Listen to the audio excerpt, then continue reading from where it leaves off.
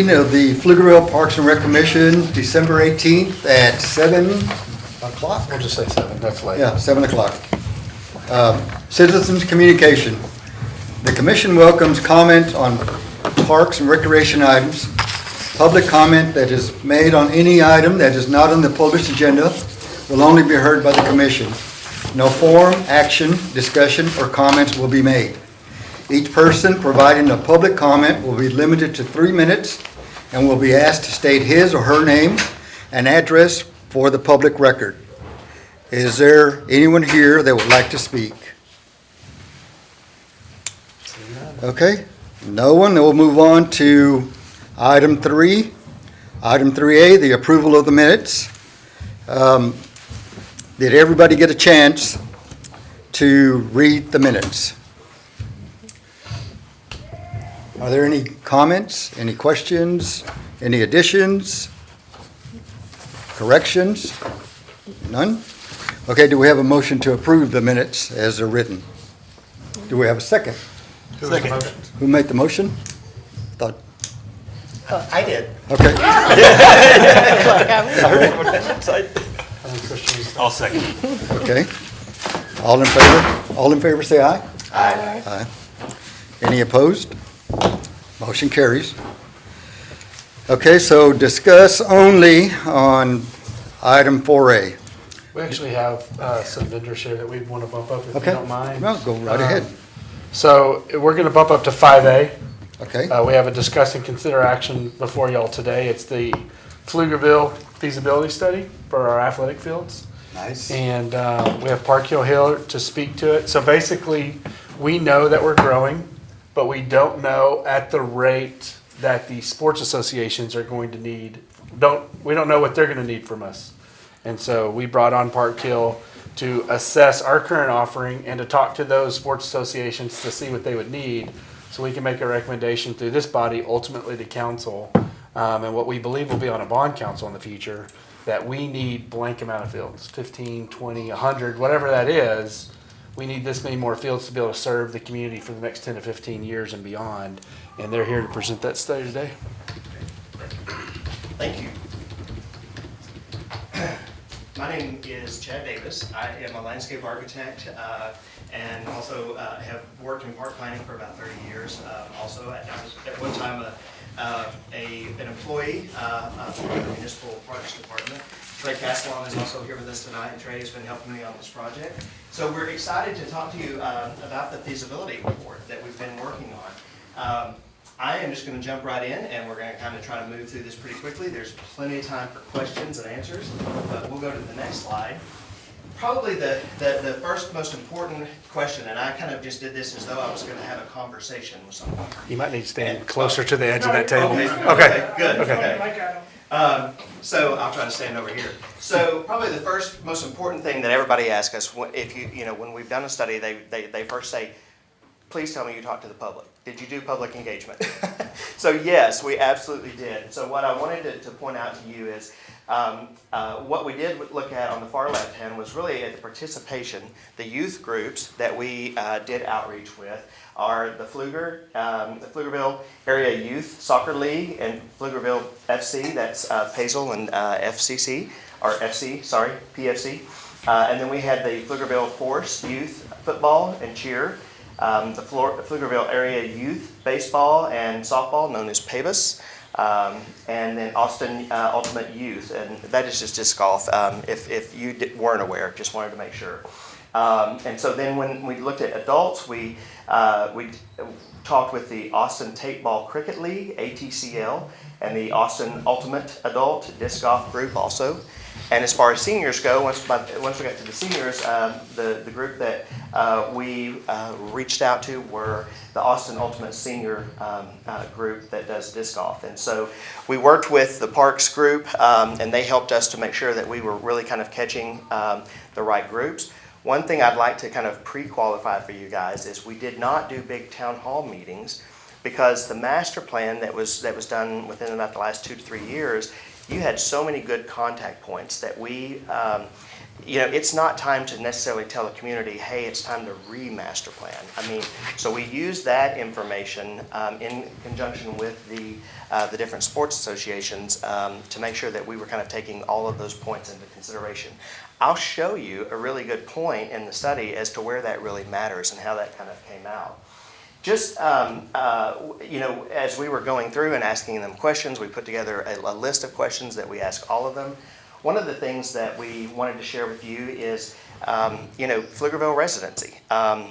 You live in a community, like more and more of our communities in our urban areas in Texas, where your city limits and where your ETJ and where the county is and everything, people don't necessarily see that as they drive down. They know they pay their taxes in one city, but they see those facilities and they don't necessarily always equate with, oh, that is the facility and the community that I'm in.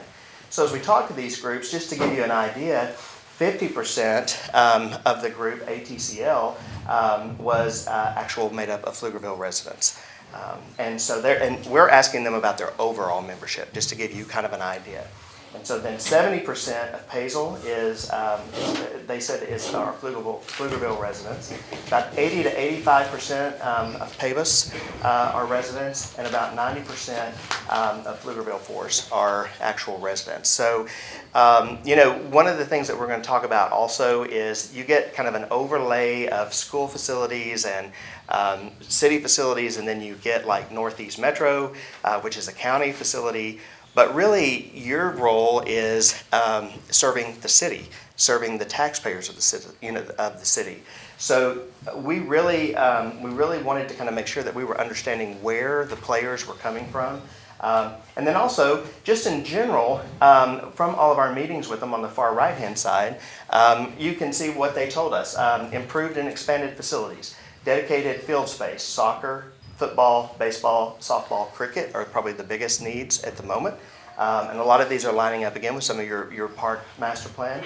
Better lighting, scoreboards, spectator seating, batted cages, concession storage and restrooms, consolidating fields in one location where more groups can play. You can have practice and games simultaneously. And one of the things I really like to kind of show in Texas is that better lighting. One of the things that we try to encourage a lot of park departments that we work with is lighting in Texas is pretty unique because of our heat. There are just a lot of things that we do later into the evening, especially whenever we're in the early spring, summer, and fall, that in order to do those comfortably and reasonably, you have to do those in lit situations. So it's not just we want lighting for lighting's sake, but I think a lot of times it really affects the playability, especially once you get down to the younger kids. So really, when you look at those are probably all kind of typical things that you would hear from people and what you would expect to hear. We've never talked to a park group that says we have more fields than we use. We would unload them. But growth and demand, you certainly have increasing growth. Pflugerville Force is actually turning away participants right now due to capacity, and then field demand exceeds the capacity. I want to say to you guys that it would be very easy for us to kind of go through these discussions and put this together, and for some people to say that's pretty anecdotal. So what we want to do is also back it up with data for you. So the next slide that we'll get into is on the top, if you remember the old dragnet, just the facts, ma'am. I always like to kind of bring this up. Right now, when we talk about unmet need, Jonathan and his group at the city were great to help us. As of 2025, these are the number of requests that were turned down because of capacity. So what you can see is Austin Ultimate and the First Down Athletics, and then all of the green are actually soccer. This is a multi-purpose group. This is a football group. And really, the best way that we can equate this to how much capacity are you missing is in the total hours requested. We talked a little bit about can we put the number of people down, and because of the different team sizes and how they play and how they practice, that was going to be hard. But you only have so many hours with your field use policy that you're allocating right now. But right now, if we look at just the numbers in 2025, and Jonathan, I made a change to this because there were some 2024 numbers, and I just wanted to keep it to 2025. There's about 860 hours. Now, you might think, that sounds like a lot, but how many hours are we allocating? Okay, so the next slide, and we can come back to this, is in the fall of 2023, your allocated field hours were about 2,600, almost 2,700. Spring of 2024, that went down. We asked the question, naturally, why did that go down? There was some work being done at Wells Point, I believe, and so that's where you're actually taking capacity offline because you're reinvesting and you're doing some work. In the fall of 2024, that jumped pretty significantly, and we'll talk about that in just a second. Spring of 2025 up to this past spring, you see how these two numbers are starting to stay the same. And in the fall of 2025, there were about 7,462 hours actually allocated, field hours. So when you look at that 860, we did not, I don't know, Jonathan, that you guys even had numbers up until this year that you've started tracking for purposes just like this discussion tonight, how many unallocated hours of work. You're about 11%, 11.5% off. You're denying about 11.5% of the market an opportunity. So just to kind of give you an idea. So like I said, it's real easy. If you talk to people, people are always going to say, we would love to have more. We would love to have more. If you talk to the taxpayers, they would say, we'd love to have more as long as our taxes don't go up. That's something that you have to consider. But we really wanted to put this together. One of the things I'll tell you, your Parks Department is working really hard to maximize the amount of hours you can get out of your fields. I mean, they didn't necessarily come in and build 3 times more fields to get these hours. What they started doing was they changed how many hours that you guys were allowing to play per week on a field, putting a few more hours on those fields. And then also in the fall of 2025, when we asked that question about how did you go from 6,600 to 7,400 roughly, the park staff said, well, first, we got our hours up to where we felt like we could still maintain a quality facility, and so we're pushing those a little bit further. But then what we really started doing is we got better at our scheduling. And you guys have actually got some folks in Parks and Rec that are working with these leagues to try to maximize their scheduling. And they may say, hey, if we've got 860 hours unused, we know you asked for 2 days, but would you take 1 just because we've got a slot that's open? And so they're starting to maximize that capacity a little bit better. So these are great numbers for you. So, if as you're talking to people in your community, in your neighborhood, and everybody says, well, yeah, everybody always wants more sports facilities, you can say, no, we're already denying about 11%, and we're maximizing the fields as much as we can. So that is part of the facts that we wanted to share with you. We'll go to the next slide. And so as we think about the fact that you're already behind, we also have to think a little bit about the projection of the growth. I mean, you're getting behind. I was just this afternoon at the Williamson County Economic Symposium or conference this afternoon, and there's no, you guys live in a part of Texas that growth is just a way of life. But when we look at this, we did look at other communities. It's interesting, Taylor's staying pretty level, based off of some of the data. Again, we're using U.S. Census data and general data that is generally agreed upon by planners. What you start seeing is Hutto. You start seeing some of the population taking off. And really, Leandra is this orange line. So here's 2025. I feel like the weatherman all of a sudden. But then really you start seeing that growth of 2030, 2035, up to about 2045, in about 20 years, 168,000. So those are, again, numbers that we do not come up with. I mean, we go to the National Census, we go to area growth, kind of specialist planners, that kind of thing. But what's important is if you're already 11% behind and you know you're growing, you got to start making plans. Or ideally, you would start making plans. We'll go to the next slide. What we also look at, and you might find this rather interesting, I really loved this graph, is we look at the distribution of age. Currently, you can see the distribution of age in Pflugerville. We're really looking at 10 to 14, 15 to 19. When you think about a lot of these kind of activities, we do have some adult activities like what we talked about. And so it's very interesting whenever you get to the 2024 age range. That's typically whenever folks are heading out, going to college, and getting out of the house. But what I love here is you can kind of see the distribution of ages. This is the effect of our baby boomer population that we talk about quite often. But look at Georgetown. Absolutely. Just the history of Georgetown, the distribution of age, again, because of the Dale Sun City and just their distribution of age. That's why it's important. If someone said in Georgetown, we're really far behind on activities for 10 to 14-year-olds, it's like, you're nowhere near what a typical community is looking at. So we really want to make sure that we're also kind of projecting based on that as well. Now, when we get to Pflugerville, what's really pretty interesting is from left to right, we're going from 2010 to 2035. You're seeing in less than 5 years old that you're going to continue to have a pretty stable population. Whenever you look at your 5 to 9, that population is dropping a little bit, but as it is dropping, it's aging into that 10 to 14 year range. And so then you get into the 15 to 19, and the 20 to 24. So what you see is an aging population as you start looking at this. And so a lot of young families that may be in newer neighborhoods now, they're thinking in 5 and 10 years, okay, our kids are going to be playing, they're going to want to play soccer, they're going to want to play baseball, they're going to want to play football. Are they going to have a place to do that?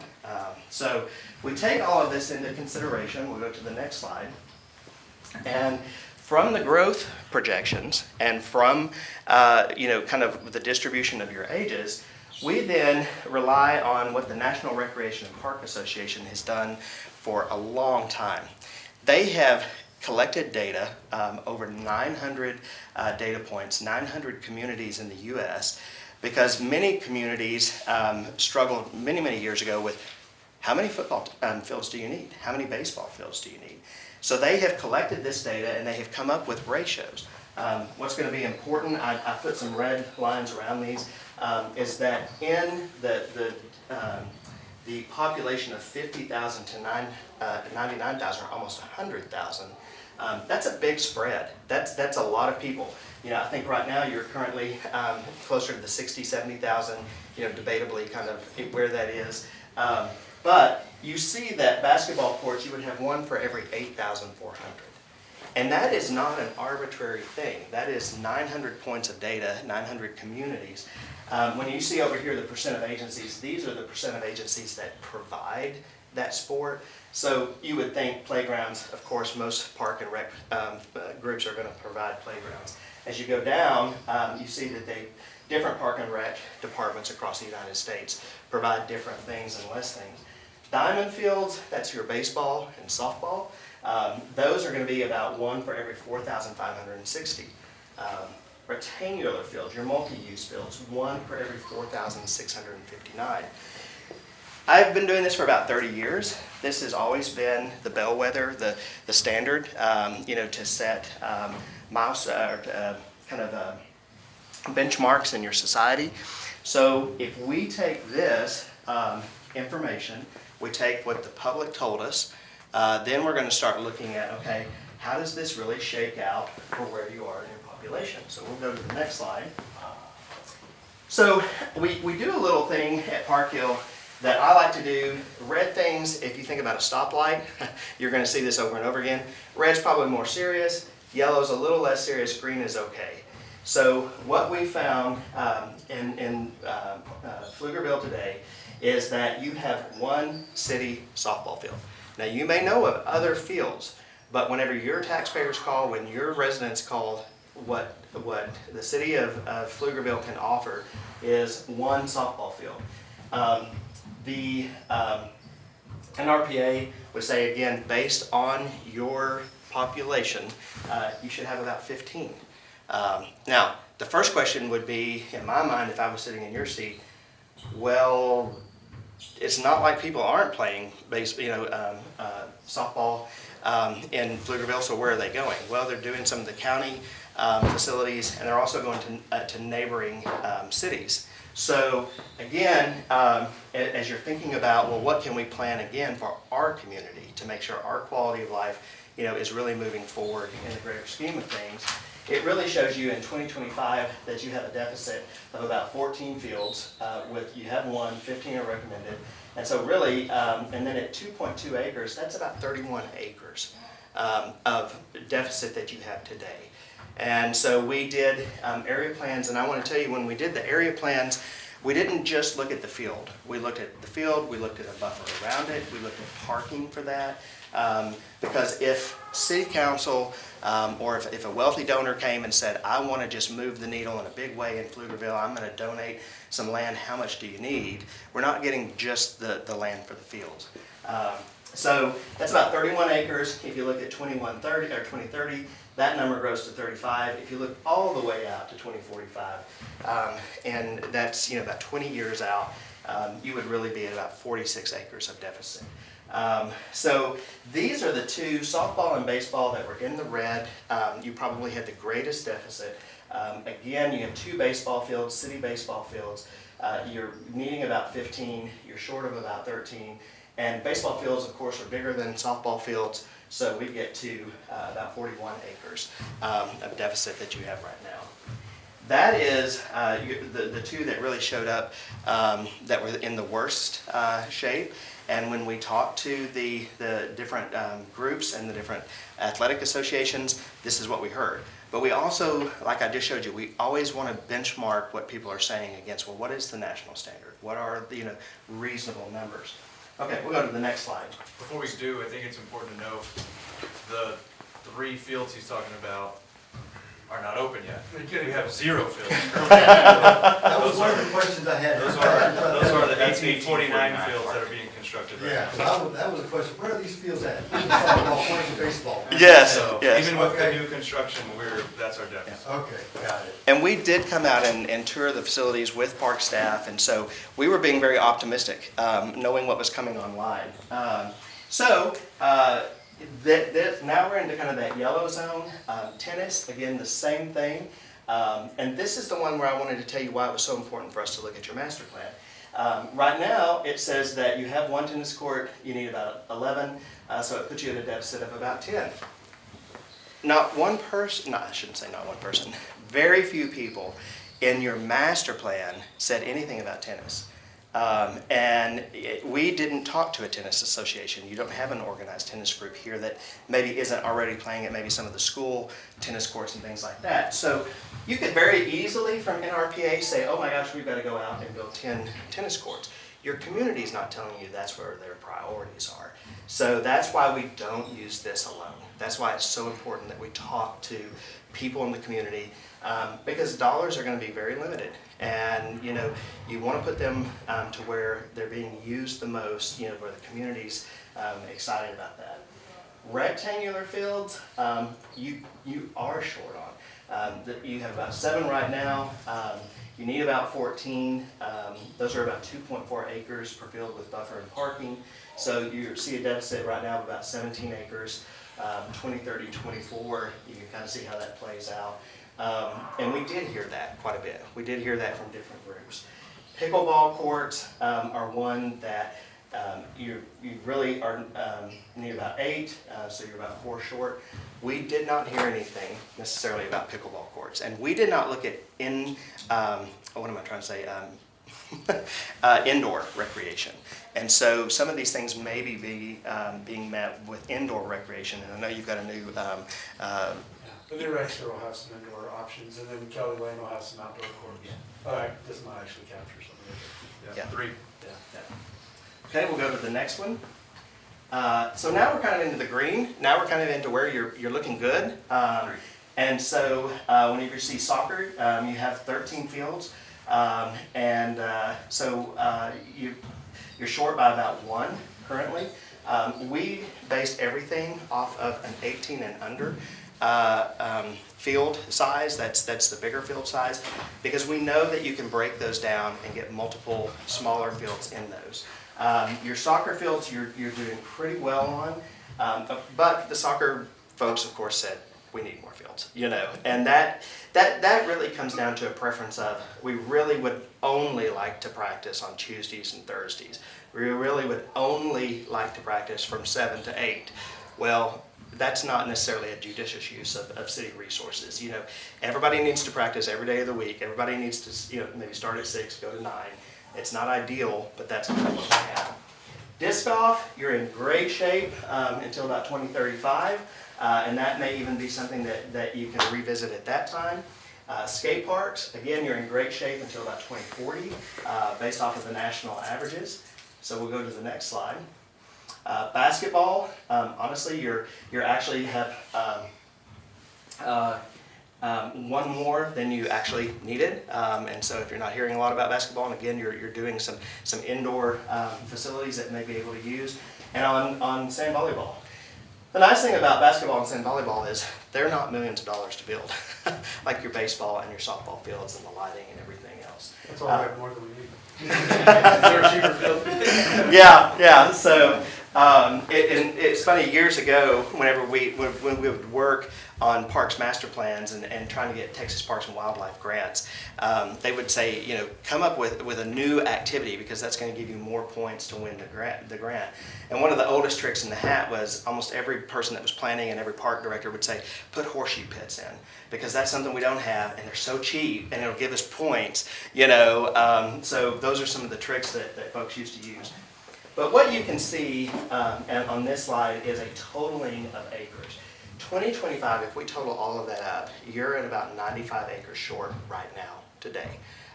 And that has some correlation with that 11% that you're not serving. By 2030, this is 123 acres. By 2035, you're looking at 177 acres. And so we're gonna show you some dollars and cents, but you know, for a growing community like Pflugerville and everything that you've got going on around you, and to think about a potential bond and to be able to work hand in hand with city council, to be able to work hand in hand with maybe a focus group for the city that might look at a bond, I think thinking of that 2035 window, 10 years, is going to be pretty relative. And that's really where a lot of the data is leading you today. That is the total number of acres. Okay, so we'll go on to the next slide. For context, Yes. what we have built currently, not the next phase, not the baseball fields, but the football and soccer fields at 1849 Park is like 80 acres, something like that. So, you know, if you're thinking what does 95 acres look like, think of 1849 Park without the baseball, softball complex, or maybe with the baseball, softball complex. It's close to the 100 acres that we're going to need somewhere just to get caught up. Yeah. And to Chad's point as well, when was the 1849, when were those dollars allocated? Yeah, that was a 2014 bond, I believe, that started soon thereafter. And 2016, the master plan was completed by council, and 2018 is when we opened it to the public. So, you know, nothing goes quick, especially in a bond process where you gotta find the land, purchase the land, then get a designer to design. There's a public comment process, an engagement process, and then you actually gotta build what the public wants. And so I think that was 4 years between somewhere around, I believe, 2014 to 2018 when they were able to move on a bond program and actually realize its existence, where it's serving the community in some capacity. Yeah. This is where it starts. And to think that, you know, 10 years out, how many more people, again, will be here in 10 years, that type of thing. So just a different way of looking at this, when we did tell you that we looked at overall field size. And real quick, Chad, we have this where we can gift this to them in an Excel or a PDF document as well, right? We can get this to y'all afterwards, where y'all can look at it. Absolutely. Yeah. Sure. Now, we looked at, again, what the NRPA said, what the leagues were saying. We also looked at how far were people driving. We asked them where they were actually going to play, just to give you an idea. And so, you know, certainly Austin, Hutto, Lexington, Maynard, Taylor. So, I mean, you've got folks that are driving that much that, of course, given the opportunity, would much rather maybe just drive 2 or 3 miles in town, you know, to be able to do that. Again, we came up with just base plans to give you an idea of what all is included in the area calculations. But you can also see, again, in the 2025 need, you're already 13 short on ball fields. And then in the 2025 needs, that's, again, about 41 acres. And by 2035, that's 54 if you just were taking care of baseball alone. We'll go through these pretty quick. Softball is the same kind of information. We'll share that with you. When I worked for the City Parks Department, I had to prepare for city council meetings, and you never know necessarily, who's going to be there and who may be interested in parks and who may be more interested in streets. So having this kind of information, I think, is so important for you guys as you move forward to be able to say, hey, we've got people driving this far, we've got, these deficits, and we really want to be able to meet that, at least start trying to meet that. And part of the finalizing this document is hearing back from y'all and putting the last touches on this before it goes to ultimately planning, zoning, and council for some sort of process, and then ultimately to a bond council. So when it goes to bond, the people that are sitting on that bond council see that the Parks Commission, Planning, Zoning, City Council have all seen the need, and we've used data to drive ourselves to those decisions. I have a question on Yes, sir. your asterisk reference to Agenda C, to Northeast Okay. Metropolitan. What does that mean? Okay. We, in the discussions with the user groups, it's a great question, and it's very timely. A lot of the folks said, we're having to go to Northeast Regional Park. And what they also told us was they said, but it's very expensive to go to Northeast Regional Park. Well, with your adjustment, your recent fee adjustment, you're actually going to become more expensive than even Northeast Regional Park. So what was, what they kind of associated as kind of a negative thing of having to pay more, and this is, county level governments, city level governments, everyone is, as we're trying to hold taxes as low as we can, just in all of our communities, more and more communities want the users to help offset the cost of the particular, benefits in the city that they're taking advantage of. And so you get some of those kind of things. So we did include that because we were hearing that as a negative thing from the groups. Jonathan, have you put in place your new fee schedule? It'll go into effect actually this allocation period, so Okay. February 19th, I think, is when the next Season allocation. opens up, yeah. And I think it's important for everyone to understand, it was a tight budget cycle. We talked about that. I think we lost $1.5 million, almost $2 million off our normal operating. I mean, we went from 12.5 to 10.5 because of how tight it was. But we still subsidize for these fields, but we're also trying to raise the cost recovery number.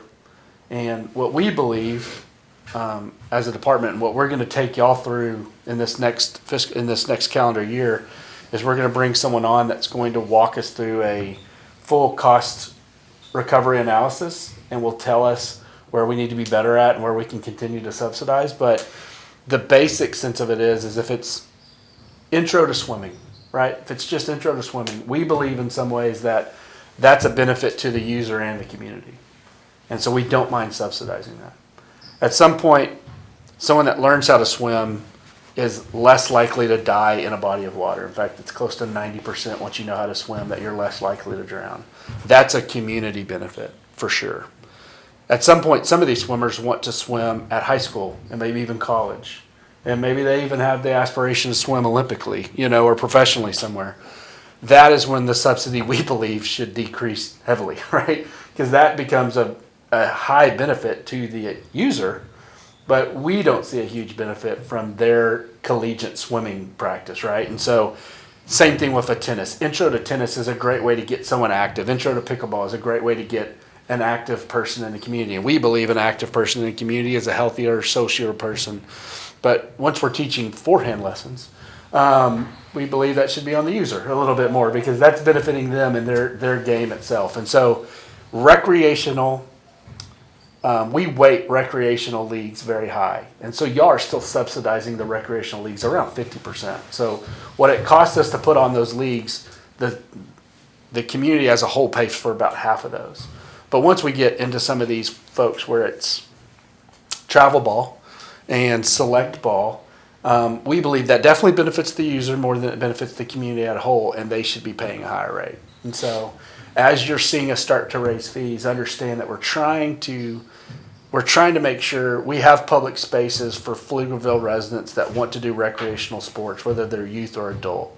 But as they start to cross a threshold where that benefit dips a little bit more towards the user and a little bit less towards the community benefit, we believe the user should pay a higher rate. Okay. All right. That's your question? Yes, sir. Okay, good, good. All right. And just the disparity in our rate versus Northeast Metro. We know a lot of people at Northeast Metro, so hopefully they're not listening. But we believe our fields are better and our maintenance process is better. We bring in the folks that do the Round Rock Express fields, and they do Round Rock Parks and Rec as well, and a couple other places. And when you go out to 1849 Park and you see the soccer fields and the football fields and what you see is happening right now with the baseball, softball fields, those are being overseen through juniors leadership, but on a contract. Northeast Metro Park is all done in-house. And I believe there's just a difference in the standard and the rate and the offering that you get. And we pay a little bit more to offer that standard, and so the public's gonna pay a little bit more as well now in the going forward to enjoy those things. And if they can't afford 1849 Park, which is an absolute possibility, we have other offerings for other fields at Wells Point and Finnig. And if it's baseball or softball, for example, they have options at Northeast Metro to pay what would now be a lower rate. Yeah. And I think that, Shane, one of the things that we saw that speaks very, very highly of what you guys are doing is, remember when we looked at those hours? I mean, a few years ago, it was almost 2,700 hours.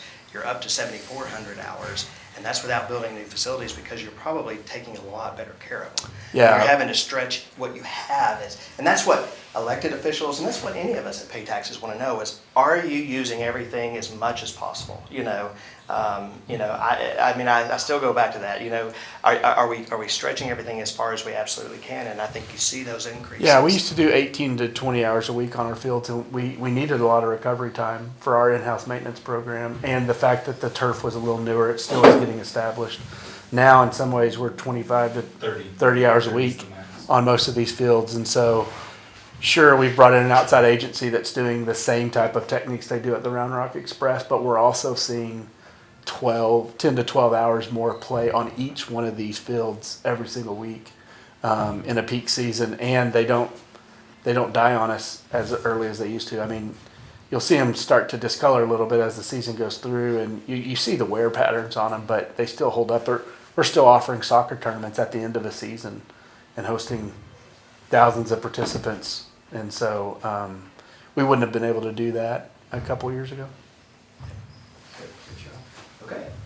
All right, we'll keep moving. So these are your big rectangular fields, and kind of like we talked about. Again, you can see about 7 short in 2025, 10 short in 2030, and if you didn't do anything by 2035, you've got about 11. Same kind of information. We'll keep moving along. And soccer fields, the exact same thing. We just showed this in a little bit different format. It's easier for people to see in different ways. We'll continue to move ahead. So everybody always says, okay, well, you talked to the public, check, got it. We knew what they would say. You looked at the data, are we stretching everything as far as we can? What are we going to grow to? What are the benchmarks that we can actually kind of put ourselves to nationally? And so we did all of that, and then the final and probably the least exciting part is, okay, now how much is it going to cost? Yeah. And they're going to have a tough time seeing some of this, so you're going to have to take them through it. I have it blown up Yeah. in the next slide. Okay, So cool. what I wanted to show you real quickly is that this is 2025 need. I'm just going to tell you really quickly, if today someone walked in and said, I want to get you up to speed, I want to meet your needs today, this is a hard discussion. $80 million in athletic facility cost. That does not include land cost. And we talked a lot about what is it going to take to purchase land. That is incredibly hard for us to tell you what that price is going to be. So you need just $80 million to basically build the fields and to get the infrastructure, the parking, the restrooms, those kind of things. Land cost is going to have to be something that you talk about with city leadership and those kind of folks.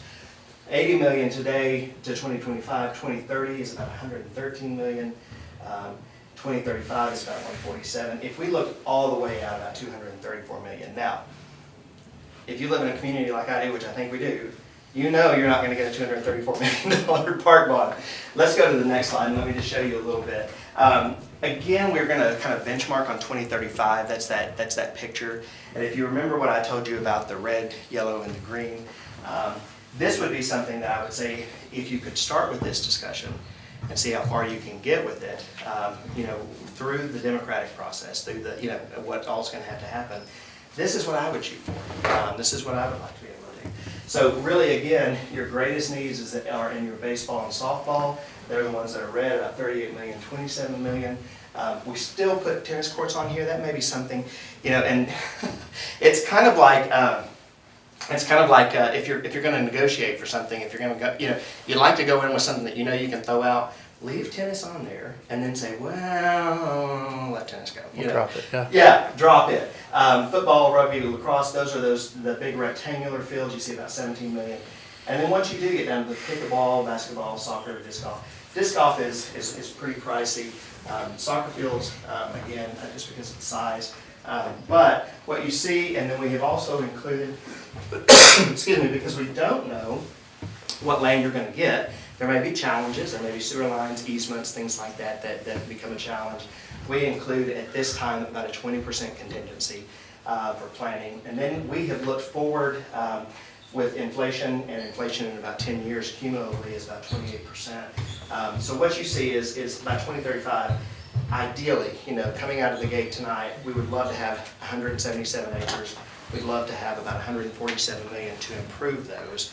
But we also, again, what's not in here is that land acquisition costs. That's going to be something that we're going to have to kind of work through, and I want to show you a little bit about what we did for a land picture, because we tried to help a little bit to understand. So we'll go and look at that land picture. Question, disc golf being so expensive, you said it doesn't include land cost, right? Right. So where's right. most of the cost for disc golf? 'Cause I feel like it's mostly just... Yes. We were very conservative. We went in and we looked at how many acres. I think it's about 30 acres. We actually have some earthwork in there because we sometimes never know. Do you have enough topsoil for grass? Do you have, those kind of things? So we put about 12 inches of earthwork over 33 acres. That drives that price up. The stations themselves are not very expensive. And then just looking at trees and irrigation, how you would do that, that could be a very fat number. I don't want to deny that. That could be a very fat You're also number. going to have parking, restroom, lights, things like Yes. that, probably. Yeah. Yeah, and I guess I'm thinking of like the courses I've played around the area, a lot of them Yeah. don't have like extensive landscaping, like the one out of Exactly. Boston Beer Works is very Yeah. rugged, but Yeah. Yeah, exactly. We but try. yeah, to your yeah. point, it's very conservative. And what you might want to do is, and as you go through these negotiations with your community, and as you say, what can we really put in? You know what? We don't know what that land is like. Let's do 9 holes to start with, and let's do them to a lower standard. Not a lower standard, but let's do them more like what we have, and those budgets may change. We try to be pretty conservative at this point. So that we see that. So the next slide. So then we took some information into GIS and looked at kind of the land distribution of if you were going to go out today with parcels platted like they are today. Those are not subdivided parcels. Those are just bigger pieces of land. Of course, you guys are very familiar with 45 up here, SH 130 here. The majority of your community is built out. There is a lot of opportunity, to the east. And this is one of those things where, it may be hard. I mean, what you see right here is in this yellow indicator, the suitability, it has a higher suitability score, but that circle is actually put there to say this is the size of a 5-field baseball complex. So it gives you some scale, so you could start understanding. And I'm just going to make an example out of that this is not too far out. Now, yes, we understand people live over here, but these people may be driving 17 miles, somewhere else right now. And you might come out as a city and purchase this parcel, and people may think, what in the world are they doing out there? You're planning for 10, 20 Well, that was 1849, I mentioned back then. At one time. Yes. Yeah, I got a question, since Yes, you sir. point that out, whereabout would be Cameron Road? or 1849 Park on that map there? Do you need help on that? I do need help on Yeah, that, thank you, because I'm I'm just trying sorry. to figure out how far east are we going? Yeah. Isn't that the blue? It would be right, Cameron Road would be Yeah. further east. Right So there. this is 1849. Okay. yeah. Okay. Thank you, sorry. No, you're all good. Oh, wow, so you're talking 5 miles further. Yeah, and what we Okay. look at. And further north towards Hutto potentially. Yeah, okay. What we look at, Elgin's here's like- Pflugerville Lake, Uh-huh. just to give you a. That's FM 973, I was just which, gonna ask where that's. yeah. Oh, so that's council- actually on the other side of 973, right around there. It fronts onto it, this Yeah. parcel right here does, to kind of give you an idea, yeah. Now, is that all, that's ETJ for Pflugerville? or That's what? ETJ, yep. Yeah, your ETJ is the red line, and then the black line that you see in here is your current city limits. So, you know, this is gonna be a very interesting time to be a park board member. Because you guys, over this next year or two, are really gonna maybe change where this parks department is gonna be in, 10 and 15 years, more than any group has for quite a while. And so that's the level of planning that you're thinking about. But if you can come out here, one of the things that's so important about that is access to roads and getting, numbers of people in and out. Also, is the land currently configured in a way that is more beneficial? And then also, we look at the city's thoroughfare master plan. I don't know if some of you might be familiar with that, but every city has to do kind of a thoroughfare master plan to know where they're going in the future to plan their roads. So we look at that. We looked at all of these different factors to kind of give rankings. Now, we couldn't, again, necessarily, we don't know the market. There's a great parcel right here, and you can look at that. There's a great parcel right here. The cost of those two parcels. Expensive. Exactly, versus going out here and, so that's really, it's that idea. And, as I was growing up, I always thought it was interesting looking at maps. I was always very interested in maps and looking at cities, even before I thought I was gonna be a landscape architect. I saw all these school parcels that were all throughout the county, and Texas in particular had, a methodology of dedicating school land, so that there would be schools in the future. And that's a little bit of the kind of thought that you have to think about here. You have to think about, are we securing a place, because we absolutely know there's not going to be a contiguous enough area, or we don't want to pay a premium. We can't pay a premium for it. So anyway, that just kind of starts giving you an idea of where some of those parcels are. And so at some point, whoever works with the city on land acquisition, they may come together with a strategy to say, at least we now kind of know what we're looking for. But if you think about, we've done some work with the city of Round Walk, and we worked with them on their sports complex in the very early days.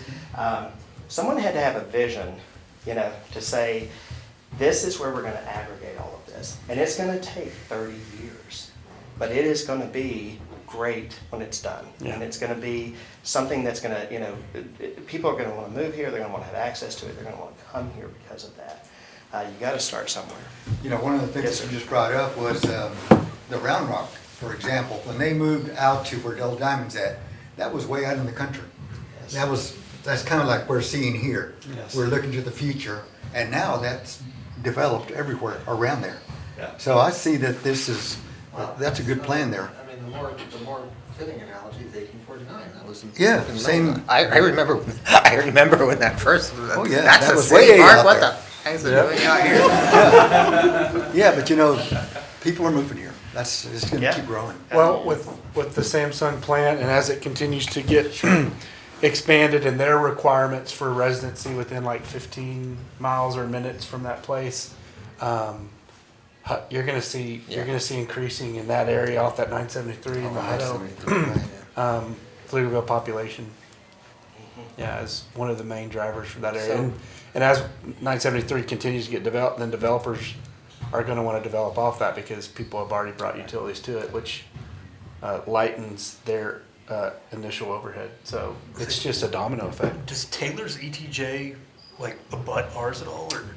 Yeah, it's the east side of that of this red line here. Taylor, Hutto, and Elgin share different spots along this ETJ, but north of that's Round Rocks? yeah, north and west.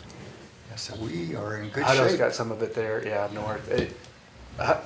You almost wouldn't see, so Hutto starts to happen up here, Taylor starts to happen over here, Elgin starts to happen over here.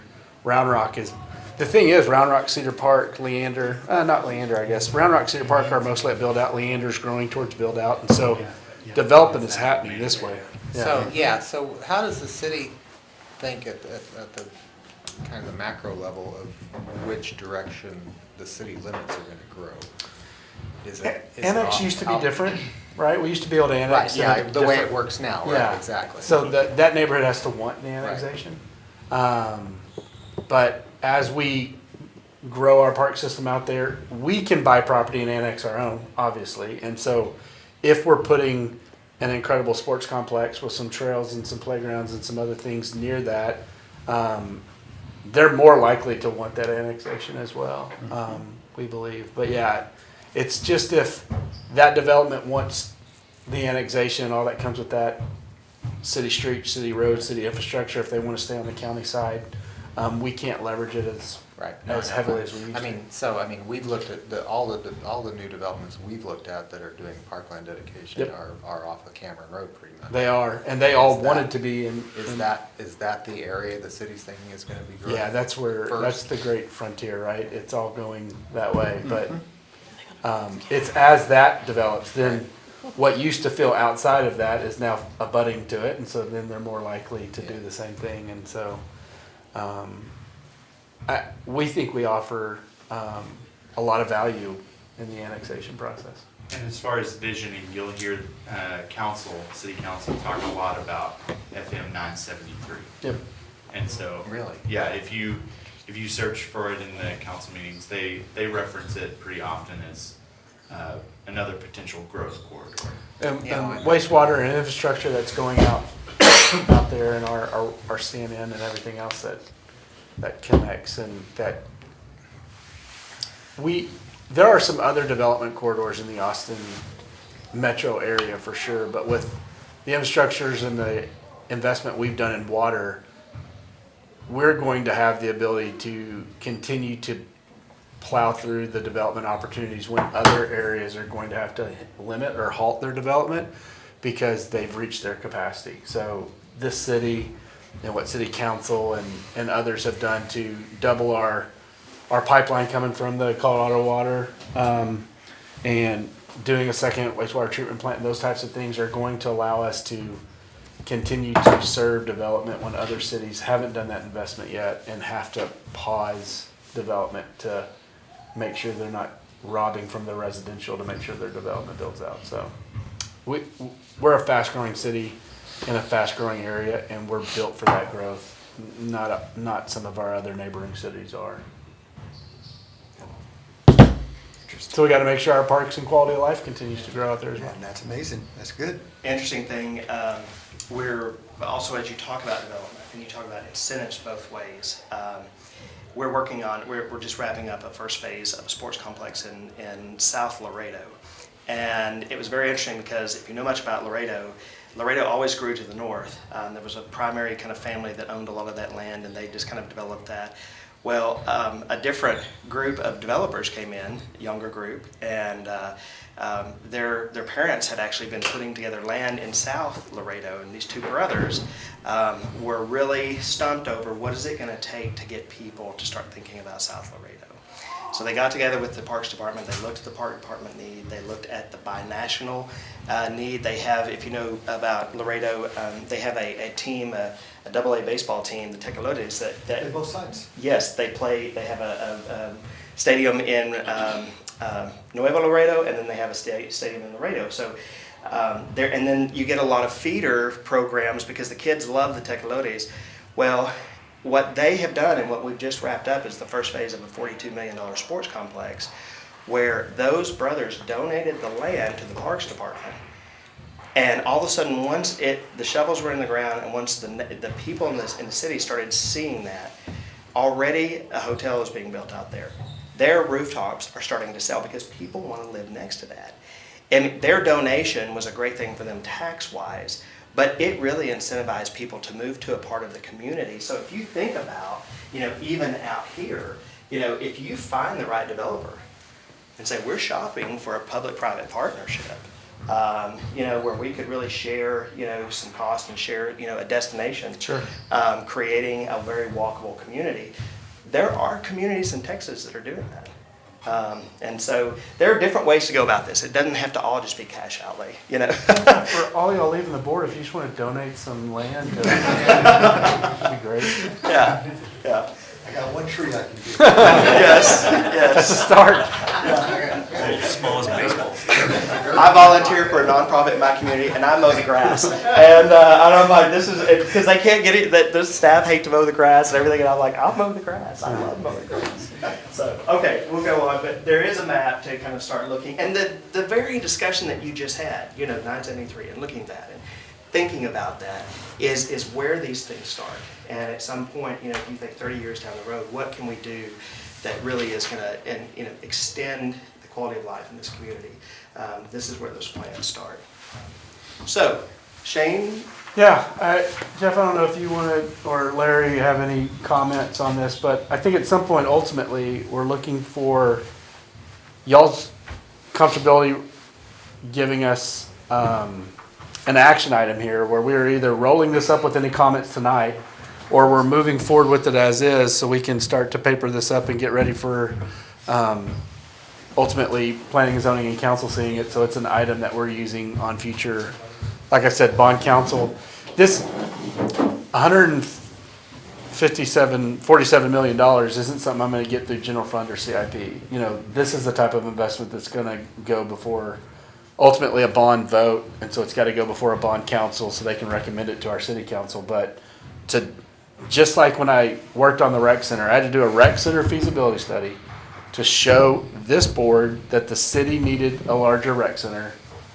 So then we could then show planning and zoning in the city to get sign off on that. So when a bond council happened, I could show that bond council we needed a new rec center so they could put it on a bond that the voters could ultimately vote on. So this is the first in many steps in this process to ultimately make sure if this is needed, if y'all consider it, it goes before a couple different boards and commissions before ultimately the voters get a chance to say, we absolutely need that, we're short that, and we vote our dollars for that. I don't have much to add other than, this is our guiding document for future, basically large spends. So when you see that there's an incremental increase in this, we talked about this week or last week, the need for baseball fields or whatever goes up a couple fields every 5 years. Well, you're not going to build the fields as you need them. You're going to build for the future. We did that with the rec center. So there was a industry standard on how much rec center we needed. We built more because we're going to grow. So you don't want to build for what you fit into now. And that's sort of what this is going to help us. That's 1 square foot per population. So we could have built a 75 or 80,000 square foot rec center, and the day we ribbon cut it, it could have been undersized to the population we'd be serving. But we have 129,000 square foot rec center, and so for the foreseeable future, this rec center has the growth potential, the capacity for this city to grow into it, and we're going to recommend the same thing for fields. Yep. Yeah, and that's really important because baseball is obvious. Baseball and softball is obvious. Everyone in the community knows whether you have kids playing baseball or not. We don't have any fields in the city system. But soccer is a little bit more difficult without this story. We've got fields at 1849. We've got fields at Wells Point. That's enough for now. Is that enough for 2035 or 2040? All right, so if we were to make a motion to move forward with this, what would that motion say? Well, the thing about it is, I still want to ask a couple of questions before we do that. Okay. On this initial meeting with some of these, let's say, clubs, Pavis, for example, was that just a survey that was given to the people there, or was that a meeting that you had with them? It was Or face-to-face. face-to-face Yeah. with the board? Yes. With the yeah. board, okay. And typically, Whoever they brought to, they were Yeah. invited to invite their. And leaders. we should say too, they reached out and tried to connect with everyone. Right. Any association, so who you saw that was reported, that's who responded back and willingly had face-to-face meetings with Park Hill. And in the larger report, we consolidated it down because supposed to keep this to 15 minutes, but we had a good discussion. So, but in the larger report, there are notes from every meeting that we had with each one of those groups that did respond. So y'all will see that, Okay. for sure. Other That's all I questions? got. No, that's all I got. To answer your question, go ahead. I was just gonna ask for like the stakeholder meetings you guys were having. Did a lot of that kind of cover? I mean, like probably the same content. Were you guys going into like costs for the forecast for 2020, 2035 and all that? Or We really weren't at that point, at the point of looking at the cost. We were really trying to understand, The need. The need. What are you really experiencing out there? And so they have not seen those costs yet. You were really the first to see the cost tonight. And we really, I almost prefer that because, again, you're the appointed board. You don't need people coming up to you at the grocery store, or at church or somewhere going, we just saw some outrageous numbers, and you're like, I'm on the park board, I haven't even seen them yet, so, but we were not talking numbers. I guess my reason I asked too is I feel like maybe there's been some like bond fatigue maybe, and I fully agree that I think more sports fields are needed, but at the same time I don't want to advance something and then have it get to a vote and then everyone's like, oh hell no, we're already paying crazy water bills for these other bonds that we approved. And I assume that like again we're early stages, there's going to be a lot more consultation there, but What you're approving tonight, to piggyback on that and answer Stan's question as well, is you're either, because we didn't do the whole document for you to review, it's a huge document, you're either accepting the recommendation for staff that we move forward with this, or you're accepting the recommendation with staff that we move forward this with some sort of, clarification or updates that y'all put in as well. Or I guess we could just have had a discussion, we can bring this back one other time and y'all can make the recommendation in the future. But at some point, we need this body to stand before a feasibility study that they're comfortable with that's going on to future board, planning and zoning and city council. Yeah. Does it go to planning and zoning? No. No, just city council. So does anybody want to make a motion So I don't. based hear- on what we have here, so, what was shown to I us don't today? hear- I don't hear anybody saying they need more information. And let me answer the budget thing real quick before you make a No, motion. that's fine, I'm just. Everyone has finances that they manage, right? And everyone at some point value engineers something. Value engineering is such a bad word, but No, it's, I wanted a 2025 Bronco. I have a 1994 Bronco. At some point I value engineered my desire for a Bronco. So do we need $147 million in athletic fields between now and 2035 to serve this community? That's absolutely what this feasibility study is recommending. Will we bond that? Probably not. Right? That bond council at some point is going to say, that's a high number and that's a great number and that would, we would love to do that. But with streets and with other projects and with other park projects, they may say, well, let's knock off that soccer's okay for now, but baseball's super short.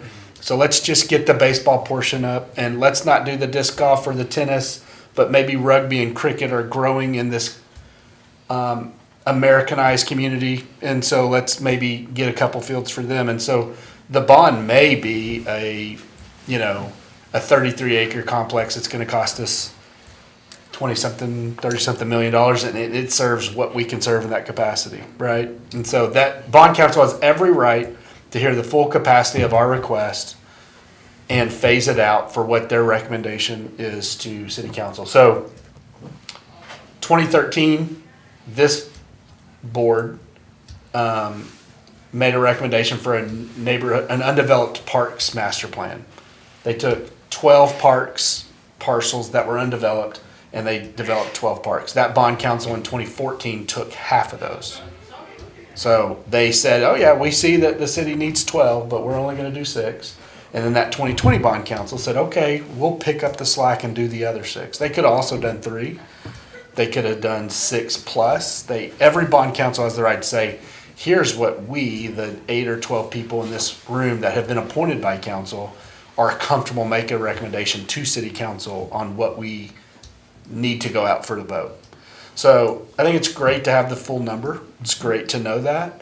So it probably also shouldn't be the only thing you make your decision on, right? Like, were you comfortable with the process at which we found this? Were you comfortable with the data that we compiled with what we considered ultimately, just like we have phases at 1849 Park and phases for Destination Play and phases for Lake Pflugerville.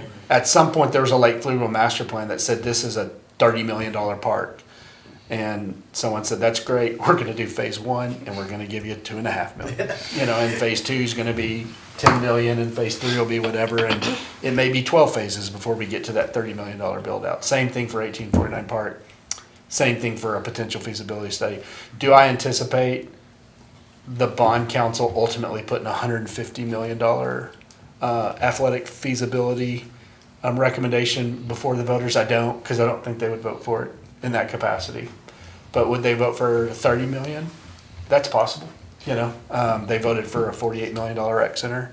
And we were able to subsidize what ultimately was a $78 million rec center with 4B funds. So could we say, oh, we need $148 million in improvements?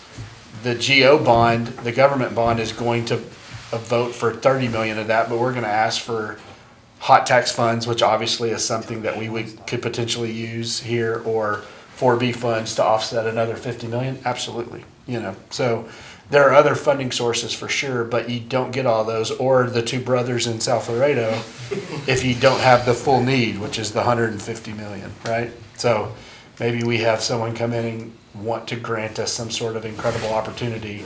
We need to have the full breadth and width of that request, not just what we think could get voted on in the next We know month. some Pflugers, right? Yeah. We've been buying their property. Maybe they can sell something back to us. But A good way to look at it would be that if you were to approve this feasibility study, it gets our request then a seat at that bond council table. yep. But if this board says that's still too high, y'all have every right to request some sort of variance to the staff member's request. And Jeff, is there anything on top of that you want to say about I what the wouldn't- request is? Yeah, the request, so this is a guiding document. I wouldn't even say that this is specifically for the bond. This is just Yeah. telling us where What we we are. need. We're going What to we use it on need. bond council, but this So- is stating where we're at currently. And Chad, you can tell me if I'm wrong, even the pricing or the, Right. here's where you should be in 2035, that's a plan. Right. That is not this board or council saying to the bond council, to Shane's point, we need $150 million in this bond for athletic fields. It's just saying, we're deficient in these areas. It's an Here's what audit. it may cost for Yeah, yeah. construction. Right, exactly. And so, it's a lot more specific than our Parks Master Plan and some of the other things that we've done. Because it's athletic related specifically, but I think it's a guiding document in the same way our master plan is a guiding document. Yeah, so I'm gonna make a really bad pun here and say that those costs are ballpark figures. Oh, look at that. Yeah, but Because the human brain has to be able to say, okay, you want this much, I don't know how much that costs. Well, here's the best we can give you at this. and I think it paints the picture too, because we all know, like I've said, we all know we're deficient in athletic facilities. And we don't really know, we didn't even really know how to say how deficient we were before this plan. We just knew we were turning people away. Yeah. And I don't know if there's a city in NRPA standards that reaches all 12 of their standards right? Like every city's going to be deficient in something, right? And so it's not bad to be deficient. It's just, it's a true statement of where you're at currently with the need of your community and what you can afford. Yeah, it's bad to not know. Yeah. It's not bad to be deficient, it's bad to not know where you're deficient. And probably one of the greatest things, and you've seen it with 1849, actually, a group at Park Hill that came to us through a merger actually did the first phase of 1849, Struggle Rollins and Associates, and so we now work together. But, if anything, if you can imagine your community finding a way to go out and at least buy that big parcel of land, and you don't have to develop it. You don't even have to put 5 fields. What if you put the first 3 in and you've got a place for 2 more? Having that land and locking that land in, is probably going to be one of the biggest things that can happen. That would be a positive thing. And if I was in a community, like yours, I would want to say, let's get that big parcel in a great place, and then let's develop it over the next 30 years. And let's be. But if we don't buying land now, it's gonna get harder and harder, Yeah. you know, to do that, so, What's the saying? They're not making any more land? yeah, so. Okay. So if y'all want to do a recommendation of any time, I think we would definitely. I move that we accept staff recommendation. Do we have a second? A second. Okay, motion carries. I think it's great. You gotta vote, you gotta vote for it. Okay, but I think it's great. All in favor, say aye. Aye. Aye. Any opposed? Say nay. Motion carries. Now you can- You're right. I think it's wonderful. I think it's great. It's looking way in the future, but at the same time, we don't want to fall further behind. Appreciate it. Thank y'all. Before we get back to 4A, we actually have another consultant here doing something today with the wayfinding. And if Is that we want- 5B? Yeah, it's 5B. Okay. Do them next? Yes. Awesome, cool. Okay, so this board, we brought wayfinding signage to, through the 2020 bond program, we had a design for some wayfinding. We brought it to this board, I think, late 21? Yeah. And that board at that time had two options, and they voted on one of those two options. And we started working on that as we continue to look at the needs of our wayfinding throughout our park system. But as things change, we wanted to make sure that we were growing with our wayfinding signage and how it really fit the feel and fit of the community today, and where we would implement and place some of this stuff. And so Jeff and his team have been working with Jonathan on the wayfinding signage plan and some of the updates to what was originally considered. And Jonathan's here today with 1619 to speak more to that. Yeah, thanks, Shane. Yeah, I'm Jonathan with Studio 1619. Can you get towards so that we're- corner? Yeah. Yeah, I'm Jonathan with Studio 1619, principal landscape architect as well. I'll try and make this brief because we know Chad just kind of goes on and on.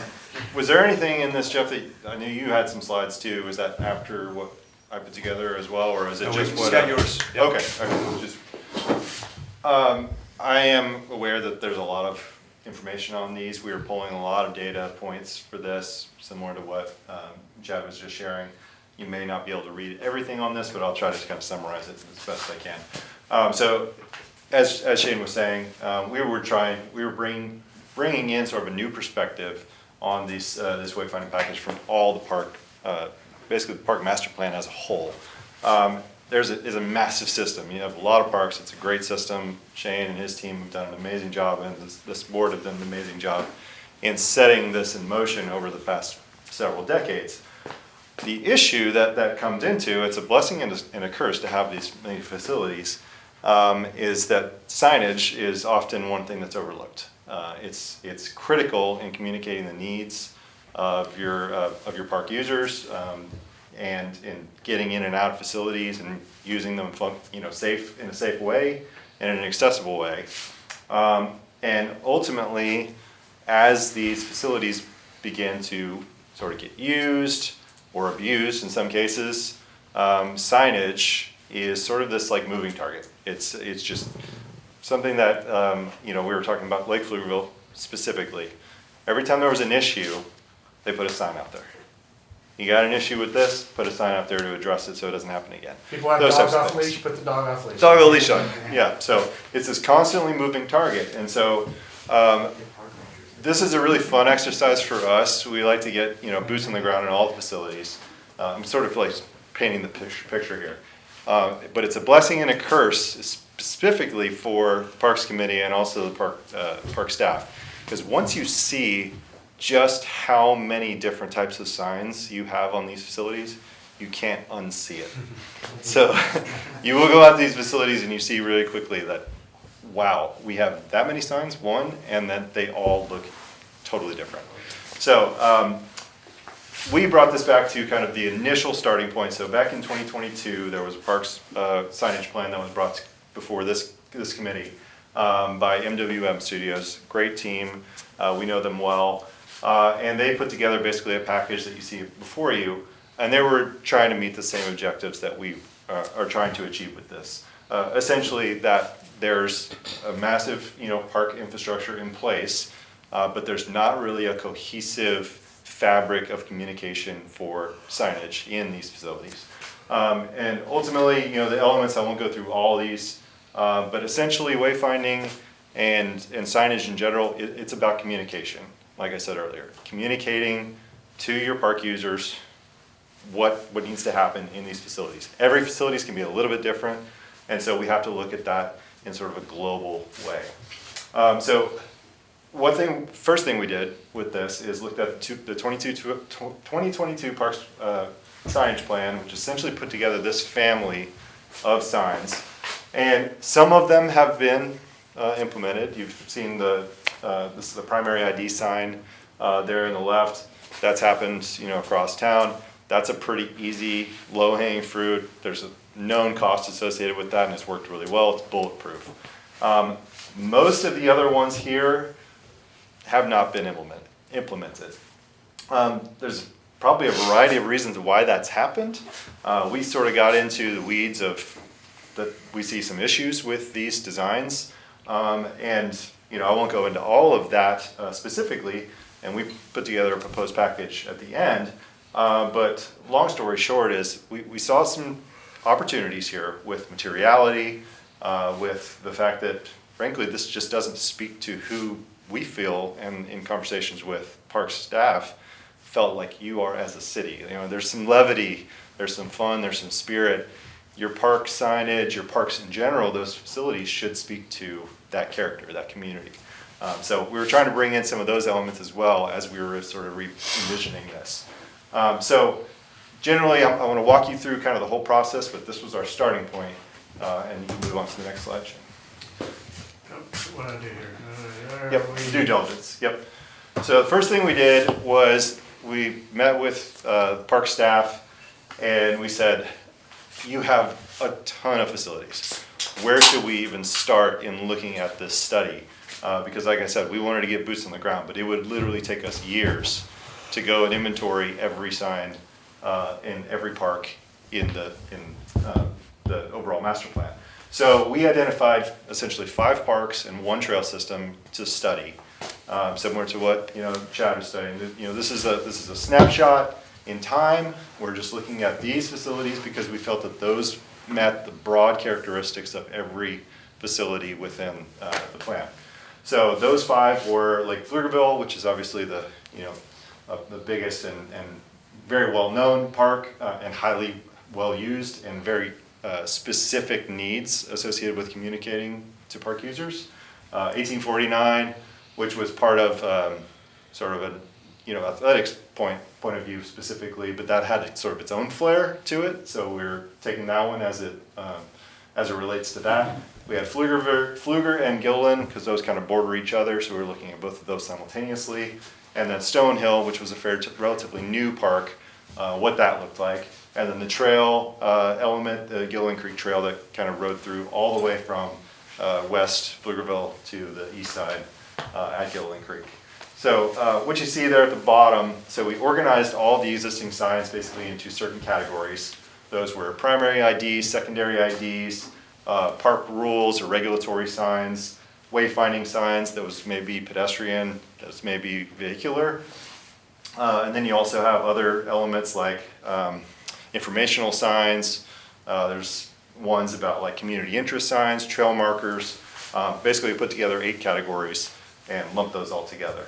And what you can just see in this little snapshot, and again, it's really small, they all look different. They're all different materialities. They're all different colors. They're all different fonts. And again, it's one of those things that you Different just... heights, different widths. Different poles. Everything's a little bit different. So what happens when a sign in this case, say it gets, hit by a lawnmower, or, some kid with a baseball bat decided to, have fun with it.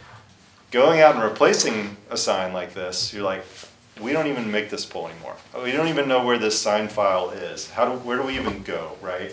And so that started bringing the question back to what are the basic materials that we're looking for to ensure that park staff has really easy access to the materials, could potentially have the opportunity to print some of these elements in-house at the sign shop.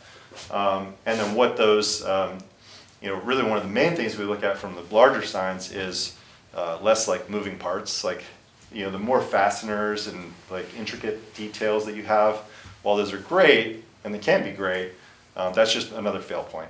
So that's another thing we were starting to look at as part of this. And you can see a lot of those, we didn't put the full inventory in this, but you can see a lot of those elements that are just, it's just wear and tear over the years.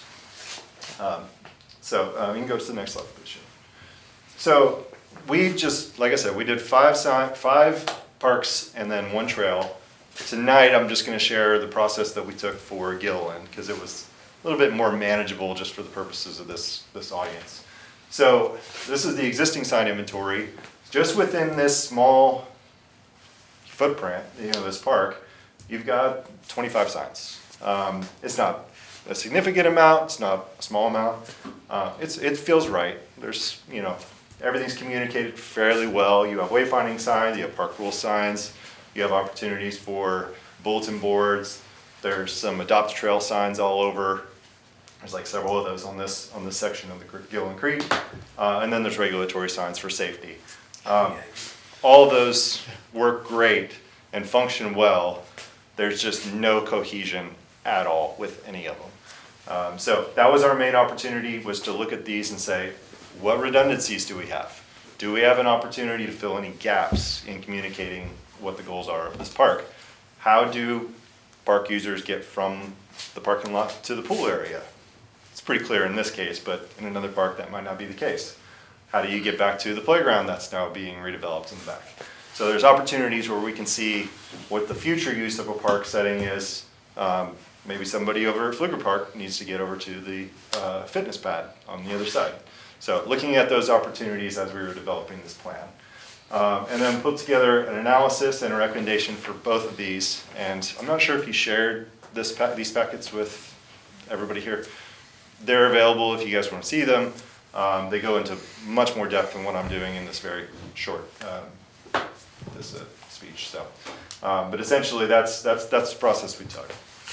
And ultimately, we went into what we had with the existing facility, inventoried every single sign, what it looked like, what the kind of standard was, and looked at what signs do we want to try and keep that fit the family already, that we know has been reused consistently. Primary monument's about the only thing in this park specifically that was in pretty good shape. Not that some of the signs were not also in good shape, but they just didn't fit a character and could be updated. And then we looked at new signage and then also redesigned signs. So opportunities that we saw for new signs that didn't already exist that we could potentially place in this location based on the new sign family that also harken back to the original master plan. And ultimately we put those together with quantity. And so in this case we had 20 redesigned signs and 10 new sign totals, totaling about 31 signs specifically for this park. And again, we can go into the details of all these if you'd like at a later point in time. And ultimately came up with this proposed sign family. This was an iterative process that we took with the Parks Department, going through several different design concepts from a real loose level and looking at what are the goals again. Communication from, and I'll go through these individually. So we have primary monument. Sometimes you may just need a smaller secondary monument that's kind of a hybrid version, smaller version of that on a small park footprint, that you don't need a larger footprint. So we proposed an opportunity to have basically a miniaturized version of that. We included vehicular wayfinding and then also down to pedestrian wayfinding. So it's that same flavor, and we were also kind of playing with the P, this playful element, bringing in the context of what we think the city, the culture is. We're gonna try to exit the slideshow and zoom in. Does everyone wanna see that? Or you just wanna see me try it and fail? Is that right? Yeah. Go for it. Alright, I'm already failing. The mouse on the right. Yeah, right here, down here. Yeah. There we go. Slide it over. Yep. So if we want to pan around, we can go into some of the details on these. Yeah. So like I said, y'all are familiar with this one. That's a limestone block that's, you know, routed out and painted, essentially mimicking that with the miniaturized version. Same height, just a reduced width. Vehicular wayfinding. What these materials would be in the original package, the original master plan, they were bringing elements of limestone basically on everything. And so, you know, obviously that's an additional cost that we wanted to really consider, but also just reducing the materiality elements to it. So what we're proposing here, everything with concrete footing, which is pretty standardized across all signs, obviously, and then just powder-coated aluminum for all these in an I-zone panel. If you're not familiar with I-zone, it's basically a printed vinyl that's nice and coated. It lasts a long, long time, 20-year plus warranties, vibrant colors, very clear graphics. And this would be your vehicular wayfinding signage for that. So as you're entering any facility, you know, pools to the left, you know, playgrounds to the right, etc. People know where to go. And those could be double-sided, so it, you know, gives a warning that, hey, be safe on our roads, thanks for coming, appreciate it. One of the elements we brought into the information kiosk was bringing in that limestone base in a simple way, but also bringing in that Trail Capital of Texas moniker that you guys are so proud of. So an element of that would just be a aluminum panel that just gets pin mounted to the edge of that, just epoxied in place, and would look really clean and simple, and harkens back to that moniker. Park rules, really, again, the park rules are a moving target as well. Those get updated, you know, every so often. You could have the basis of your park rules on these. We do this quite often with other park signs that we do, where you have kind of these are your bread and butter ones. If anything changes, you have a little, you know, link to the bottom, say if you want to see all of our rules, you know, here it is. And ultimately, you know, as those change, those can be reprinted if they're needed. And this just gets slid in with a new board. There are options. You could have a back view with a map, depending on which facility, or potentially a bulletin board that could have, you know, a glass panel in it that you could lock. And then bringing in the pedestrian wayfinding, again, just a miniaturized version of that vehicular one, still having that arc of P, bringing in the colors as well from the city. And then that can also denote, you know, whether it's a walking trail, other sort of movements. If there's equestrian, potentially, you could put equestrian on these. And then trail markers that also include the trail marker, or the trail moniker of the Trail Capital of Texas on the side in an aluminum panel. And then moving down to the bottom left. These ones are really fun. There's a lot of opportunity we found in a lot of the parks to bring in educational moments. These could also have your rules for individual, you know, pavilions or pools potentially, but having like little seek and find, little games, little educational moments and environmental graphics could be brought into the side of these. We're actually talking about, you know, at a loose level, what it could look like to have the story of Big Shady out at Gilliland. So it could be a great opportunity to kind of tell a whole story, and then there's an opportunity for growth and learning within the facilities. And then last but not least is your regulatory signs.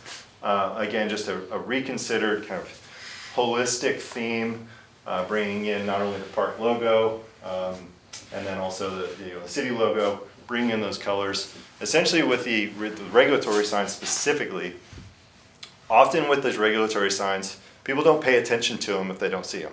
If they don't see them, they're not gonna, you know, do what they're supposed to do. So finding a consistent theme, and also if you're in a facility and it has your logo on it and it's the same, consistent throughout, people know that you're in a facility that's a City of Pflugerville Park. So that brings just that level of authority that you wouldn't have if it was just a white sign or a black sign or a yellow sign. Literally anybody and their dog could just go print a sign and just pop it down in place. And it could say, you know, you got to dance in this corner. And it's like, do I have to actually do that? Like, I don't know, you know, it's like you can just do anything. So this gives it a very consistent theme. And there's an opportunities that this could be done in your sign shop. There's a size that's regulated, and this was 1'6" by 1 for most of the smaller ones, and then 2 foot wide on the wider. So, yeah, so that was a lot. I think I went through that very quickly, but I'm happy to answer any questions. Really, the next steps on this, pending any sort of action that would be taken tonight, is to look at phase 1. So we were looking at this just globally from that. None of these signs have been designed specifically to any of these individual parks from an implementation standpoint. And so ultimately it would be phase 1. We've discussed initially what Gill Creek could look like as part of phase 1 for implementation. I should probably say, I should have done this before, some context. 1619 is our LA on retainer. So parks get designed in a lot of different ways, for sure, but there are connections and spots in parks where you want some continuity. First of all, 1619 has been involved in some actual park design. In fact, you'll see in the director's report, we will win a state award in February for a park that they helped design. So they have state Stan's award. wearing the shirt. Stan's wearing the shirt, yeah, that part right there. But they also are doing some of the smaller stuff like connection points and Gillen Creek, for example, a park that y'all approved when we upgraded all the playgrounds, and that's happening right now. We'll show you that, but the connection points with the trails and some of the landscaping was something that, in the protection of Big Shady and the root system and building a boardwalk over the top is something Jonathan and their team does. So Jonathan and his team are working on kind of standardizing our wayfinding signage, but they're also the group we've reached out to kind of standardize what our park system looks like. And where, no matter where you go, it feels like there's some continuity there because of their eye, right? Their design. So this will be the first step.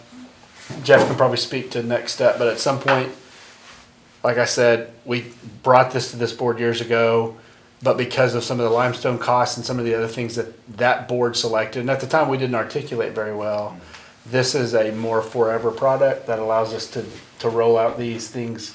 First of all, replace them easier, to replace the vinyls and things last longer, and the initial product doesn't cost nearly as much as some of the limestone block based things. But if y'all make a recommendation to go with this upgrade, the next step is for Jonathan and his team to work on what implementation of this new wayfinding signage looks like in next steps.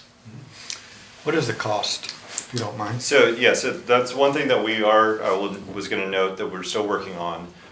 We didn't want to make any assumptions on our front because we felt like you'd sort of like the fox guarding the hen house. So we reached out to third-party sign fabricators on this, and they're looking at not only the 2022 master plan, but also our master plan to give us kind of a side-by-side scenario.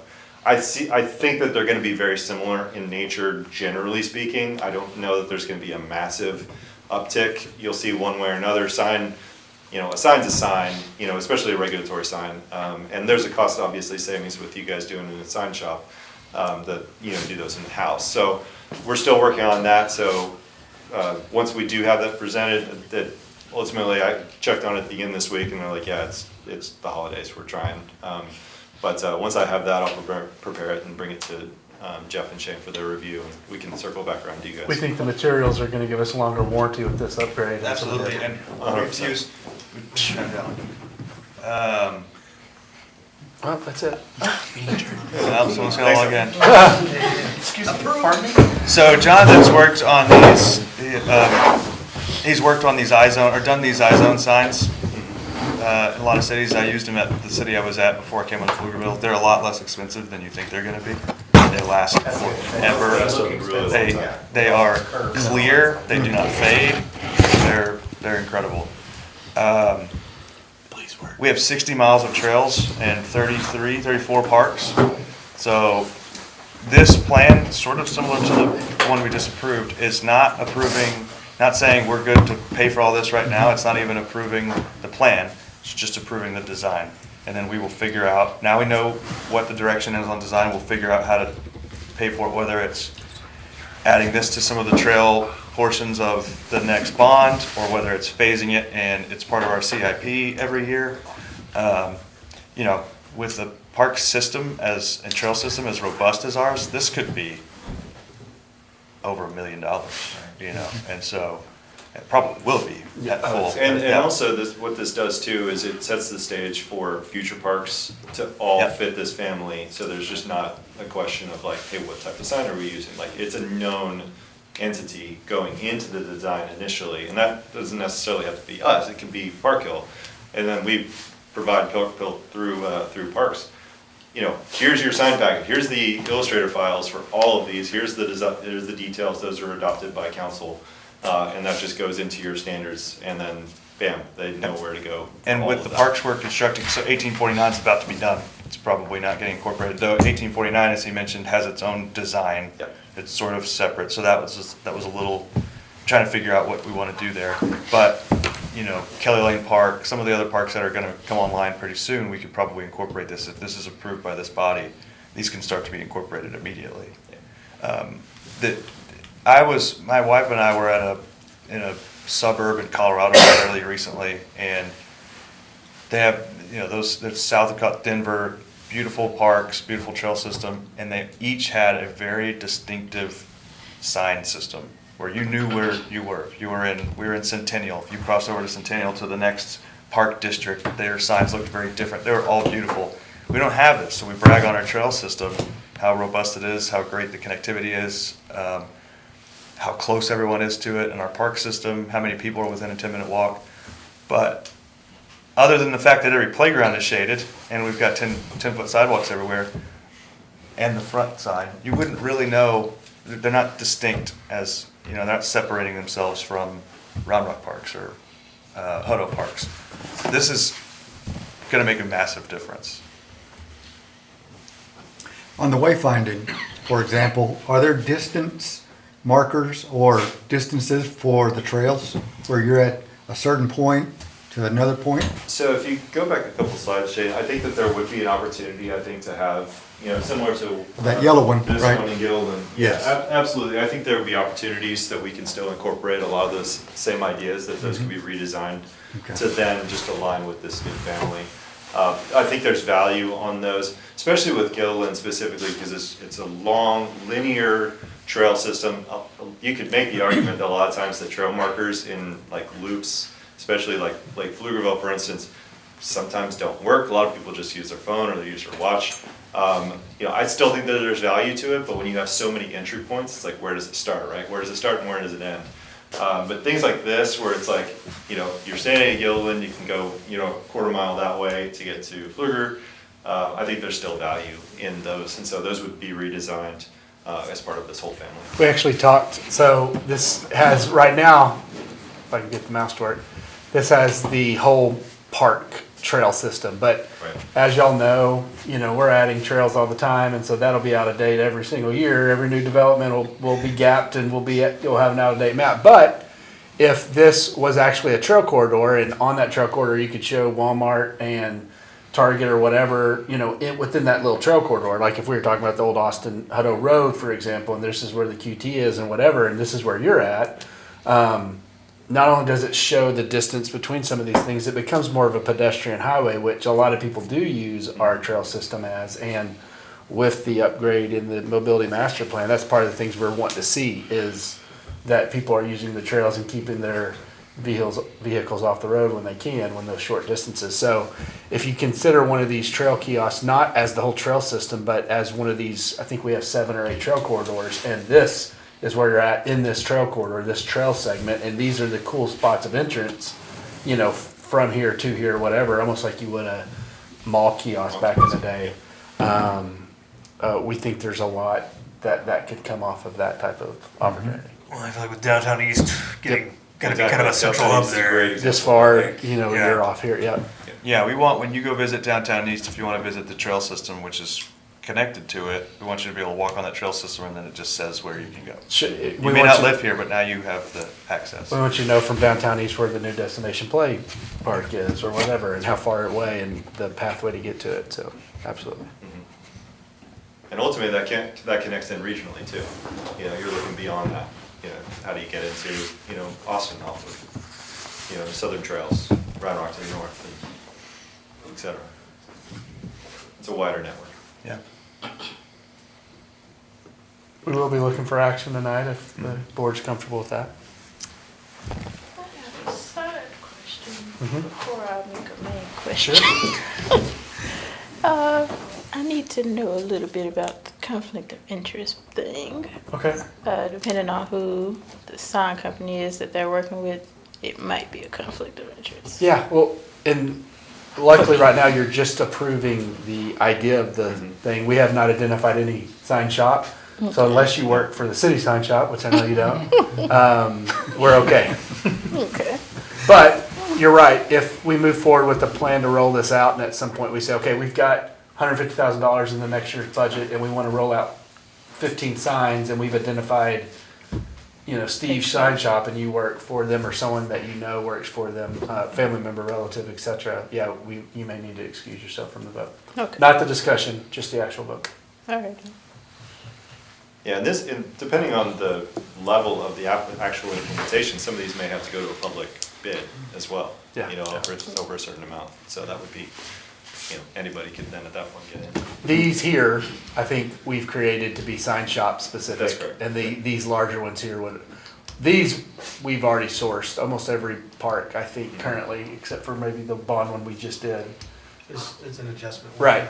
These would be the ones that, and when we're building new parks, that's wrapped into the cost of it normally, and so it's these here that we would at some point. And there may be, you know, construction, just, you know, taking the sign shop and then go and install those, Yeah, yeah. you know, that might be a piece of that contract. Well, so for all those curves and angled posts and stuff, is this a standard design or is this something you came up with completely? We came up with this completely. Okay, so those aren't like, I mean, those arch pieces over the top would have to be manufactured Mhm. specifically for Pflugerville. Correct. You won't see it anywhere else. Just Pflugerville. Which is not necessarily a good thing, it depends. Cost for Depends on introduction, maybe. depends on how sturdy they are. No, it depends how much they cost. That's true. Yeah, I mean, it's fairly simple construction. That was one of our goals here, is thinking of long-term maintenance. Aesthetics obviously is the key, but thinking of long-term maintenance, constructability. It's a simple aluminum extruded panel that just gets mounted on two posts. So it's really. Oh, those, okay, I didn't get that, okay, so, Yeah. okay, oh, they're just strips, okay. Yeah, they're Okay. strips. Oh, okay, That's right. that's, okay, that's. Yeah, but it's, again, it's kind of hard No, to read on here, but. I can't see it. Basically, I can't see it's two anything. panels that are mounted, sandwiched Okay. on the Oh, side okay, boards. that's a big difference. Please don't make me hit escape and try to. Yeah, again, I think there was just an opportunity that we were discussing early on with the conceptual piece of this, is just to bring in some levity, bring in some play. You know, the other signs, well, again, they function and they worked. They felt like Anywhere USA, you know, to us. And so I think that this brings in more pop of color, that levity, that playfulness that we know that, you know, Pflugerville really speaks to. And trying to be different, trying to be your own unique identity. Sorry, I developed a weird interest in metal fabrication since my son's a welder. Yeah.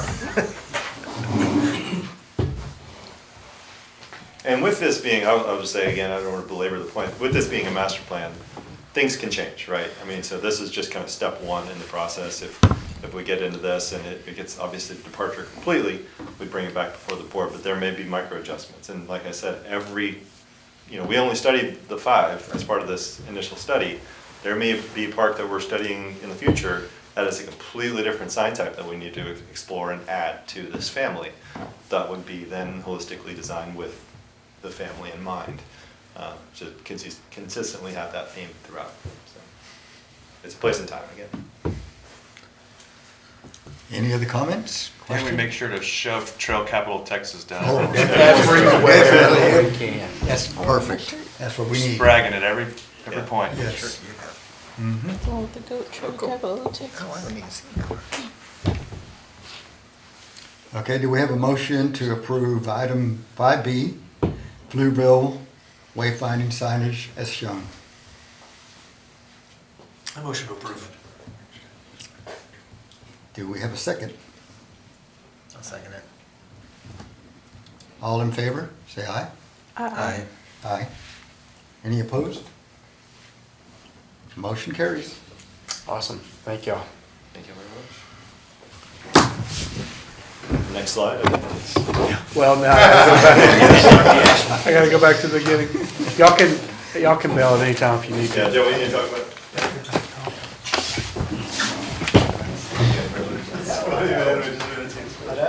Now we'll go back to item 4A. Discussion regarding director's update, including information about project status updates. And come, Jeff, upcoming special events and staffing. okay, so we have got some new shirts. So we have the Old Fudge, there are no F words in Pflugerville shirt. We have the Holiday Goat Season shirt with a goat with Christmas lights strung all over them. And it says Happy Holidays from On Pflugerville. snow, on snow. On snow, that's right, not in the water this time. We got Fa La La La in the mint green. We have Festive SPF in the Kelly green, and then we have Happy Holidays. And tonight, after this, we'll all go down there and everybody can have one. So you'll be able to pick one of your choosing. But we are selling these right now at the rec center, and they seem to be pretty popular. No long sleeve this time, just all short sleeves. Now, question, the Pflugerville or the freeze flop for this coming January 1st, that's not part of this? As that's far only- as shirt, Yeah, there shirt. is a shirt, a commemorative shirt for that event. But that's only to be given out there. Only to be given out. Because I've done it 4 years in a row now, and I've only got one shirt out of it. Gotta be the first 100 to get there, I think. Yeah, oh, is it And 100? If you're looking for a long sleeve version, the freeze flop one is a long sleeve. But Get there we real normally early. order 75 to 100, I believe, and it's first come, first served, yeah. Yeah, I get there about 9:30, they're Yeah. gone. I feel like it should be a hoodie, although if the temperature's gonna be like it is next week. Oh, it's been cold. Oh, it's gonna be cold. It has been cold. Hit and miss. Speaking of the holidays, so we've got our rec center closures there. Those are the standard city closures. Want to give you all an update? So we won a Central Region Award. Eddie and Timmy won the Central Region Conservation Award for their lake cleanup, the kayak program at the lake. They took from grants, a previous grant program, they bought some kayaks with the grants, and they did 2 different lake cleanups. They do more, but they did 2 specific cleanups for the kayaking. They had over 130 volunteers between the 2, and they did almost 150 bags of litter. We also had our maintenance rodeo, which we compete in as well. Juniors cruise. We had 3 folks qualify for state. We'll compete in Corpus Christi against the other regional winners. Wayne got second in the backpack blower, and Eddie and Kevin got third in the truck and trailer competition. So we're looking forward to see how those guys do at the state. Can I request some video highlights? Yeah. We always talk about it. I'm always like, Yeah, let's we see need this to- stuff in action. We need to see it for sure. What they used to do, and I'm glad they don't anymore, is they used to have all the directors go out and compete against each other just to show how bad we are compared to our staff. He can barely zoom in, guys. Yeah. We don't want to see that. Yeah, they used to throw the directors on the zero-turn mowers, and I think it almost flung one of them off, and they're like, okay, we can't be throwing off directors anymore. So, and then Jonathan's got some updates as well. Hello, everybody. Jonathan, Rec Superintendent. Just wanted to cover, these are our upcoming programs. The one that I really want to highlight on here is Trail Friends. That is a new program.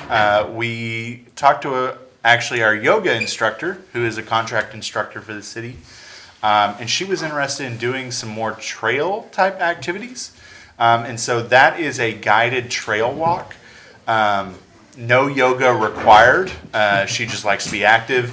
But if you'd like to join, that's on the 17th. And then also on that day is MLK Day of Service. And what is part of that MLK Day of Service for? So Martin Luther King Jr. Day is specifically identified as a day of service. And Volunteer opportunities? yeah, for- so to celebrate that, we are doing a cleanup as a part of that. And so you could come and serve on that day in cleaning up in our park system. Okay. If you can't make it to that event, you could also grab some things from Eddie. We would love to be able to hand those out, and you can take you and your family and do trail cleanups in your own neighborhood. Yeah, Eddie's got kits that you can pick up if you want to do it outside of our staff. Yeah. Clean up whatever you want to clean up, Yeah. and we'll take care of it. And we've done that with the Boy Scouts, actually. Well, Yeah. I talked to Eddie about that, but I just wanted to be specific about the MLK. Yeah, Okay. yeah. That weekend is really a weekend for service. That's the purpose of that day off, and so we've tried to press into that. We have a robust volunteer program, and so even if you can't volunteer with us that day, let us know and we can get you some stuff to do a cleanup on that Monday if you'd like to. Freeze Flop is coming up. Scott Mincer Pool, January 1st. Free admission with a canned food item that'll go to Circle of Hope. 9 a.m. start time and a limited run of t-shirts for the participants. Almost looks like child torture right Yeah. now. The gentleman's having much more fun than the child is. Get me out of here. Just to recap, the Festival of Lights parade, it happened on December 6th. From 4 to 7:30. We had great weather this year. Sure was. Couldn't have asked for better weather, to be honest with you. The attendance, so last year it was all rainy and gross outside.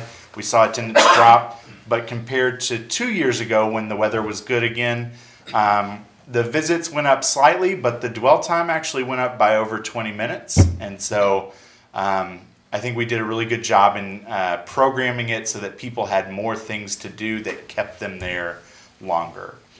We had 46 floats. The head of the parade did not catch the tail. That's always our goal by managing those gaps.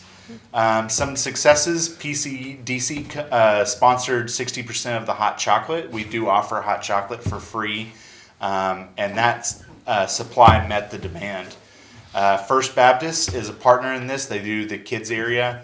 They had high participation. They brought out some new games this year. And ran new activities. This year, one of the things we're really, really proud of, we partnered with a photo booth company. So when you got your photo with Santa, you could either get it printed directly on site or you could ask for it to be emailed to you afterwards. So there was that whole thing of where you're like, hey, will you take my picture of me and my family? That didn't have to happen. It was all done through the photo booth. Look at that guy. Jonathan.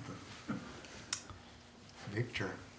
And this is an interesting event because it will change at some point in the future. I mean, with Downtown East expanding, where, will it encompass Downtown East? Will it start in Downtown East? Will it end there?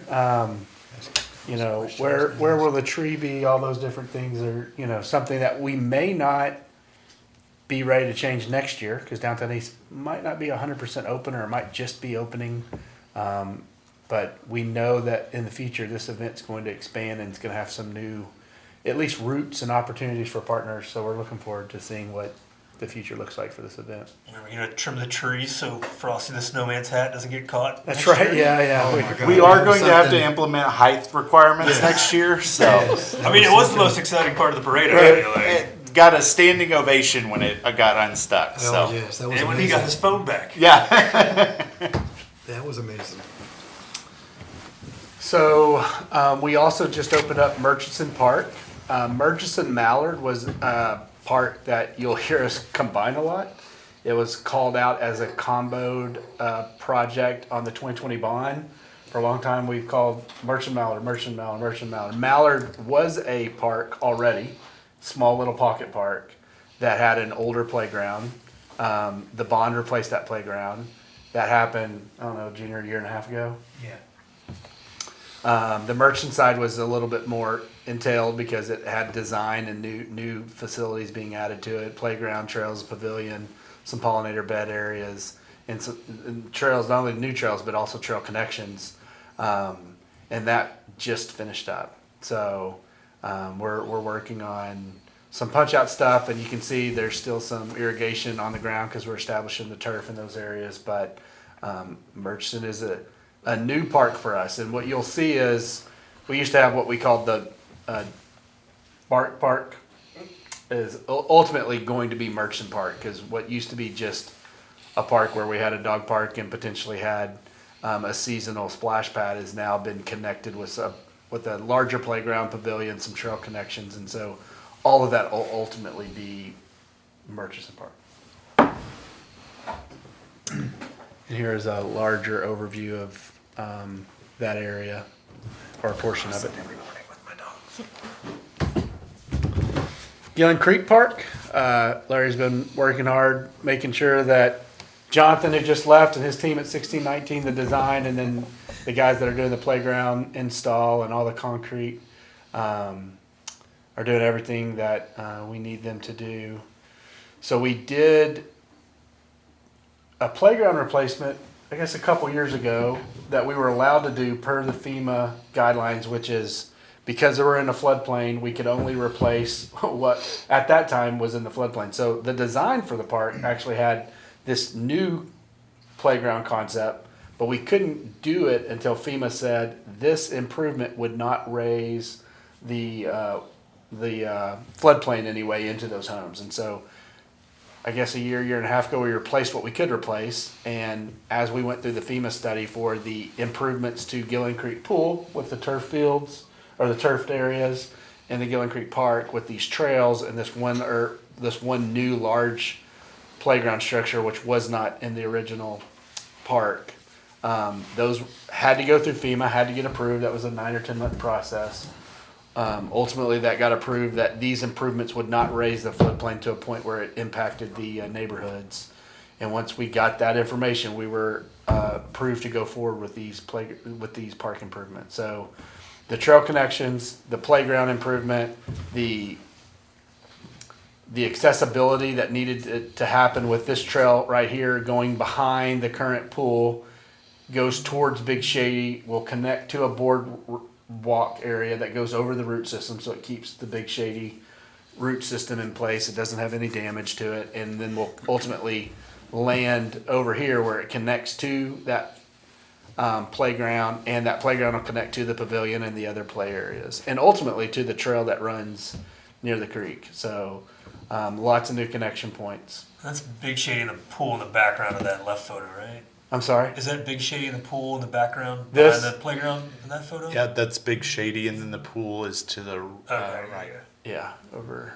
Yeah, so Big Shady's here. We had a piece of the playground here, another piece of the playground that was already there. I guess the pavilion would be over here. Mm-hmm. Yep. And then, We've yeah. had that playground for 2 years. Yeah, In storage. Just hadn't been able to been Yeah. installed because of the FEMA requirements. that's right. Had to make Finally sure. getting up. Had to make sure. Looking good. Actually, that playground won an award, Looking good. and it's set in storage for 2 years. Oh, my God. Because the design won us an award for what we were doing to the improvement of this area and doing it within all the parameters. But we actually accepted an award 2 years ago at the state conference, and we hadn't even had it in the ground yet. And I So may miss it, but what was the completion date? Right now, it's probably gonna go into January, mid to late January, with, as they were unpacking pieces and putting it together, one of the step decks is not the right size. So they've got to go back to the manufacturer and order that replacement piece, and there was another replacement piece also that didn't fit, so that's gonna delay the project a little bit. And then they've got the boardwalk to do, landscaping, and, that should be about it. The boardwalk is really neat, the way that they're doing it. It's, obviously it's raised so that it doesn't get impacted itself and it doesn't impact Big Shady's root system, but Dave is actually gonna be camping out there while they do it to make sure that the piers that go in are also not touching any roots. I So if they expect get nothing down there less. Yeah. and they start feeling like they're hitting something, they're gonna move it. So that that boardwalk that goes right under Big Shady is not going to impact the tree. How deep are they sinking those, do you know? They're about, they're right at 2 feet. I've seen that, it's a very big, they drill it into the ground, and of course, if it hits anything tough, they stop and relocate it, because they don't want to hit any roots or damage any roots. But it's a very unique, very, tree-friendly process. yeah, we're running them through their paces with this, trying to make sure. Yeah. Nobody on current staff wants Big Shady to die during our administration, for sure. Not on their watch. Yeah, but it's also going to be cool that boardwalk is, when we talk about being different, the time, effort, and attention that we're putting into this, we care about access and accessibility for the ADA side of it. I think a lot of cities just wouldn't have done this, but the kids and the adults who are using this are also going to at some point get to elevate a little bit over the root system, but under the canopy of the tree, and I think there's gonna be some kids that just find even just the pathway that they take before they get to the playground a pretty magical experience, Oh, so. it's gonna be awesome. I think they still need a, because doesn't Dave usually run like a remulching Yeah. every year? Are they gonna be able to get under? Yeah, Dave's gonna make sure of that. Dave was intimately involved in this. We did nothing without talking to Dave about it, for Might sure. have delayed it a little bit. Yeah, he might have delayed it more than FEMA. And we've got shade out there, and we're gonna have integrated shade here. And so we'll still have 100% shade coverage over all of our playgrounds, either through the 4-post shade, which is obviously our preference, but due to water table, some impact to FEMA, and just making sure that we weren't going outside the footprint we had, these will be integrated. And integrated shade is shade that comes off the playground itself and still has shade. And so we're still going to, most of our shade is actually 4-post or more cables shade, but when it calls for it for one reason or another, we do have integrated shade in some of it. Okay, let's see if this works. Nope. You gotta click it, I think. You gotta click it. Just imagine it worked.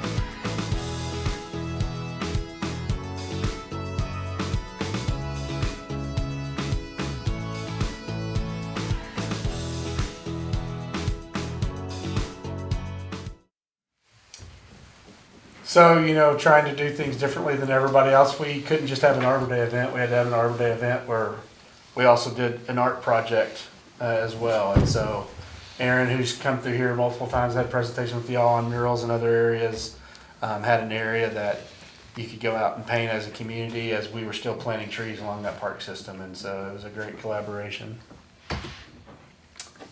We had our floating pumpkin patch event, and that was packed, right? Mm-hmm.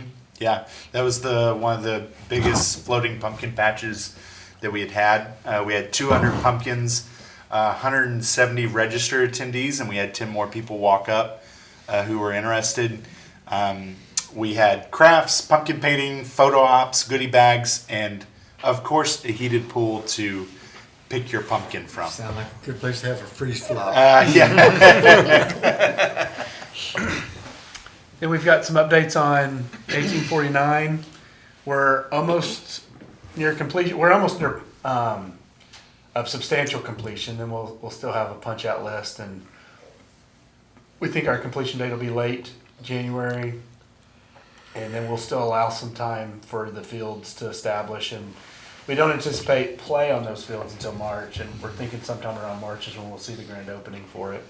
And can you drive down there now, or they're still blocked off? It's still construction? closed for now. Okay. That one started without me doing anything. So you can see some of the Oh, yeah. improvements for sure. That's really nice. We'll hit one more time, so one really quick. At least you can see so we have it gated off right here, but ultimately you're seeing the parking. This is the event lawn. These are the 3 fields. There's a playground in here. There is a concession stand restroom area, as well as all the dugouts and home for everyone to sit in, the bleachers and all that. So there'll also be some food truck pedestrian areas where food trucks can park, and we're obviously cleaning up the area around it. We're going to have a shed / maintenance spot back here as well, but we're looking forward to this park being completed and people being able to use it.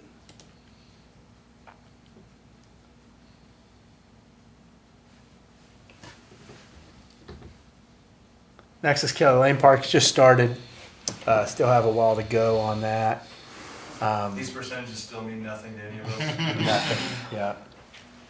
It's like It's a baby in the belly. He doesn't know if it's a 9%. yeah. What is it? Not 10. It's lemon sized. We don't know. It's gonna have a restroom. Gonna have a playground. It looks like some integrated shade, and then it'll have those pickleball courts, some trail connections. And then this was the Stonehill Park, the award. So just as a reminder to brag a little bit, last year we won the gold medal for the best apartment in the state and the best master plan in the state. This year we won the award for park design of the year. There's not a lot of awards left out there, guys. We're just tearing them up. They're going to kick us out at some point because they're going to have to make it where someone else gets something. But we're super proud of this park and the design, working with 1619 and the team, the artist.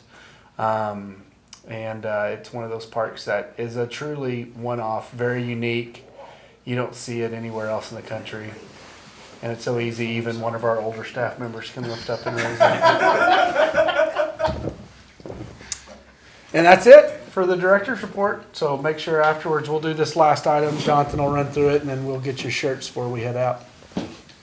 And because y'all are also a tree care advisory board and a Parks and Rec Commission, you're also the event team of Deutschen Fest. You're going to get to hear about the after action. Who knew? And give us any recommendation or things we need to add before we wrap it up and send it into some file we'll never look at. No, I'm just kidding. Jonathan? So I'll run through this pretty quick. You've already seen a lot of this information. Ticket sales were up this year. We sold out of the fun run. We had a lot of event shirts sold. Even more importantly were the unique visitors. We had a lot of people who aren't counted in the tickets because they're dressing in German or Texas attire to get in. So attendance for unique visitors, and then 9,800 total visitors. We also went up in vendors, especially in the artisan vendors this year. So just to cover some attendee survey results, 84% were satisfied with the event. 87% enjoyed the entertainment. One of the survey responses that we highlighted, I came for beer, pretzels, wurst, and polka. I got all four and consider it a success. The kids also had a blast. I'm kind of sad it's over. We are too. Are you? Until next year. 82% of the vendors were satisfied with the event. 82% also said that they would return in the future. 70% said sales met or exceeded their expectations. 64% said that's a very competitive weekend. We're competing with F1, sometimes UT. Georgetown normally has an event going on at that time. So 64% said we offered a good value for the cost of participation. And then we doubled the number of artisan vendors.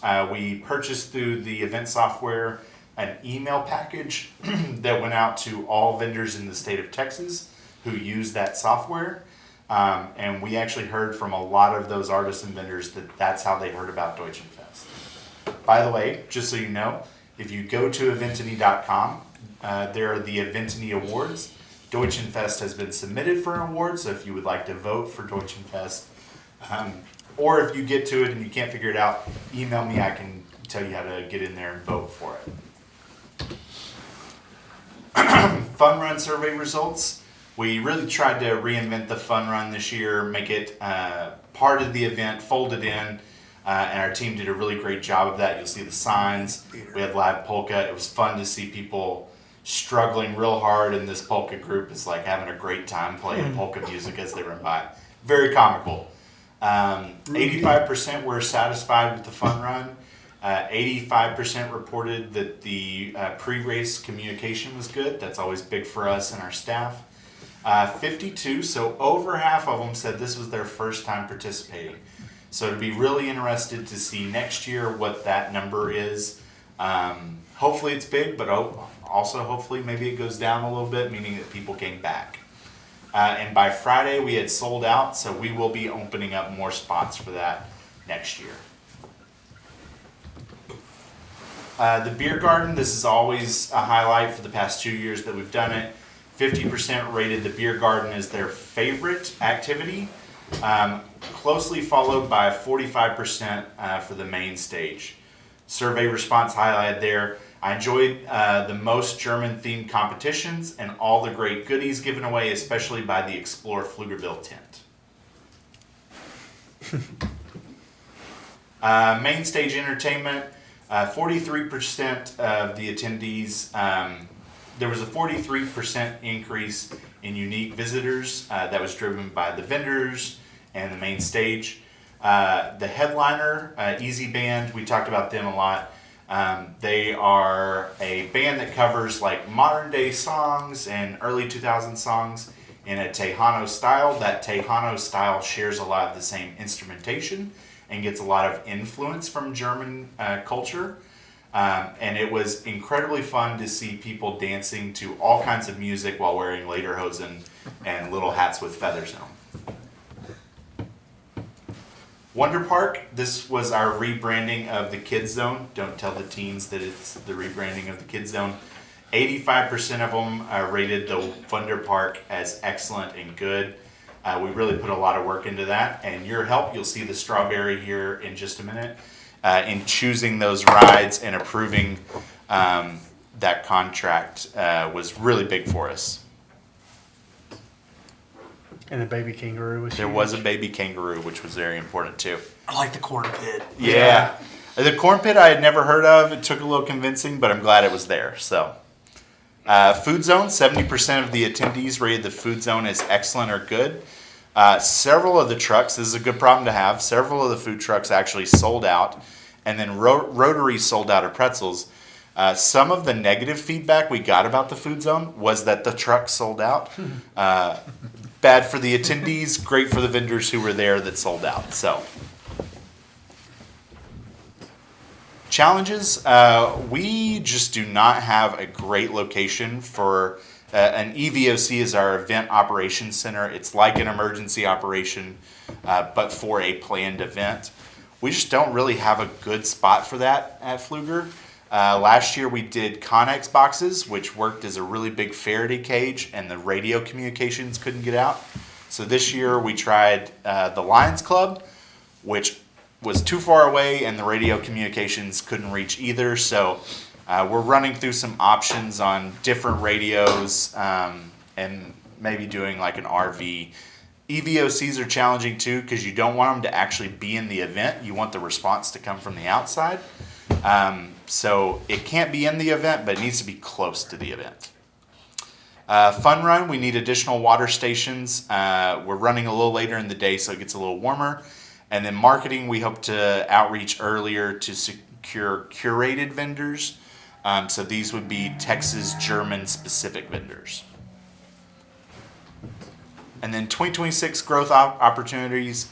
Once again, those curated vendors are really, really important. We brand this as a Texas German heritage. So we really want to have a lot of those vendors. Contest, we're looking at different contests and increasing the contest. Band promotion, collaborating with Easy Band worked really, really well. We're going to do that with all of our bands and our vendors next year. And then Fun Run, we hope to grow the participants in that.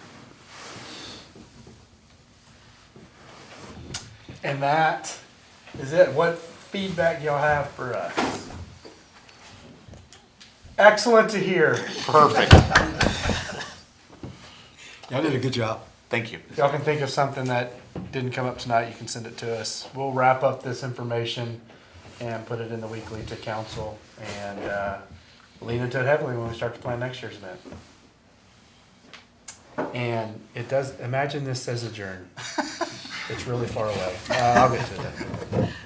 While you're looking for that, do we have a motion to adjourn? Oh, I passed out. Hey, you don't know what you're doing. Move that we adjourn. Do we have a second? I second. All in favor, say aye. Aye. Any opposed?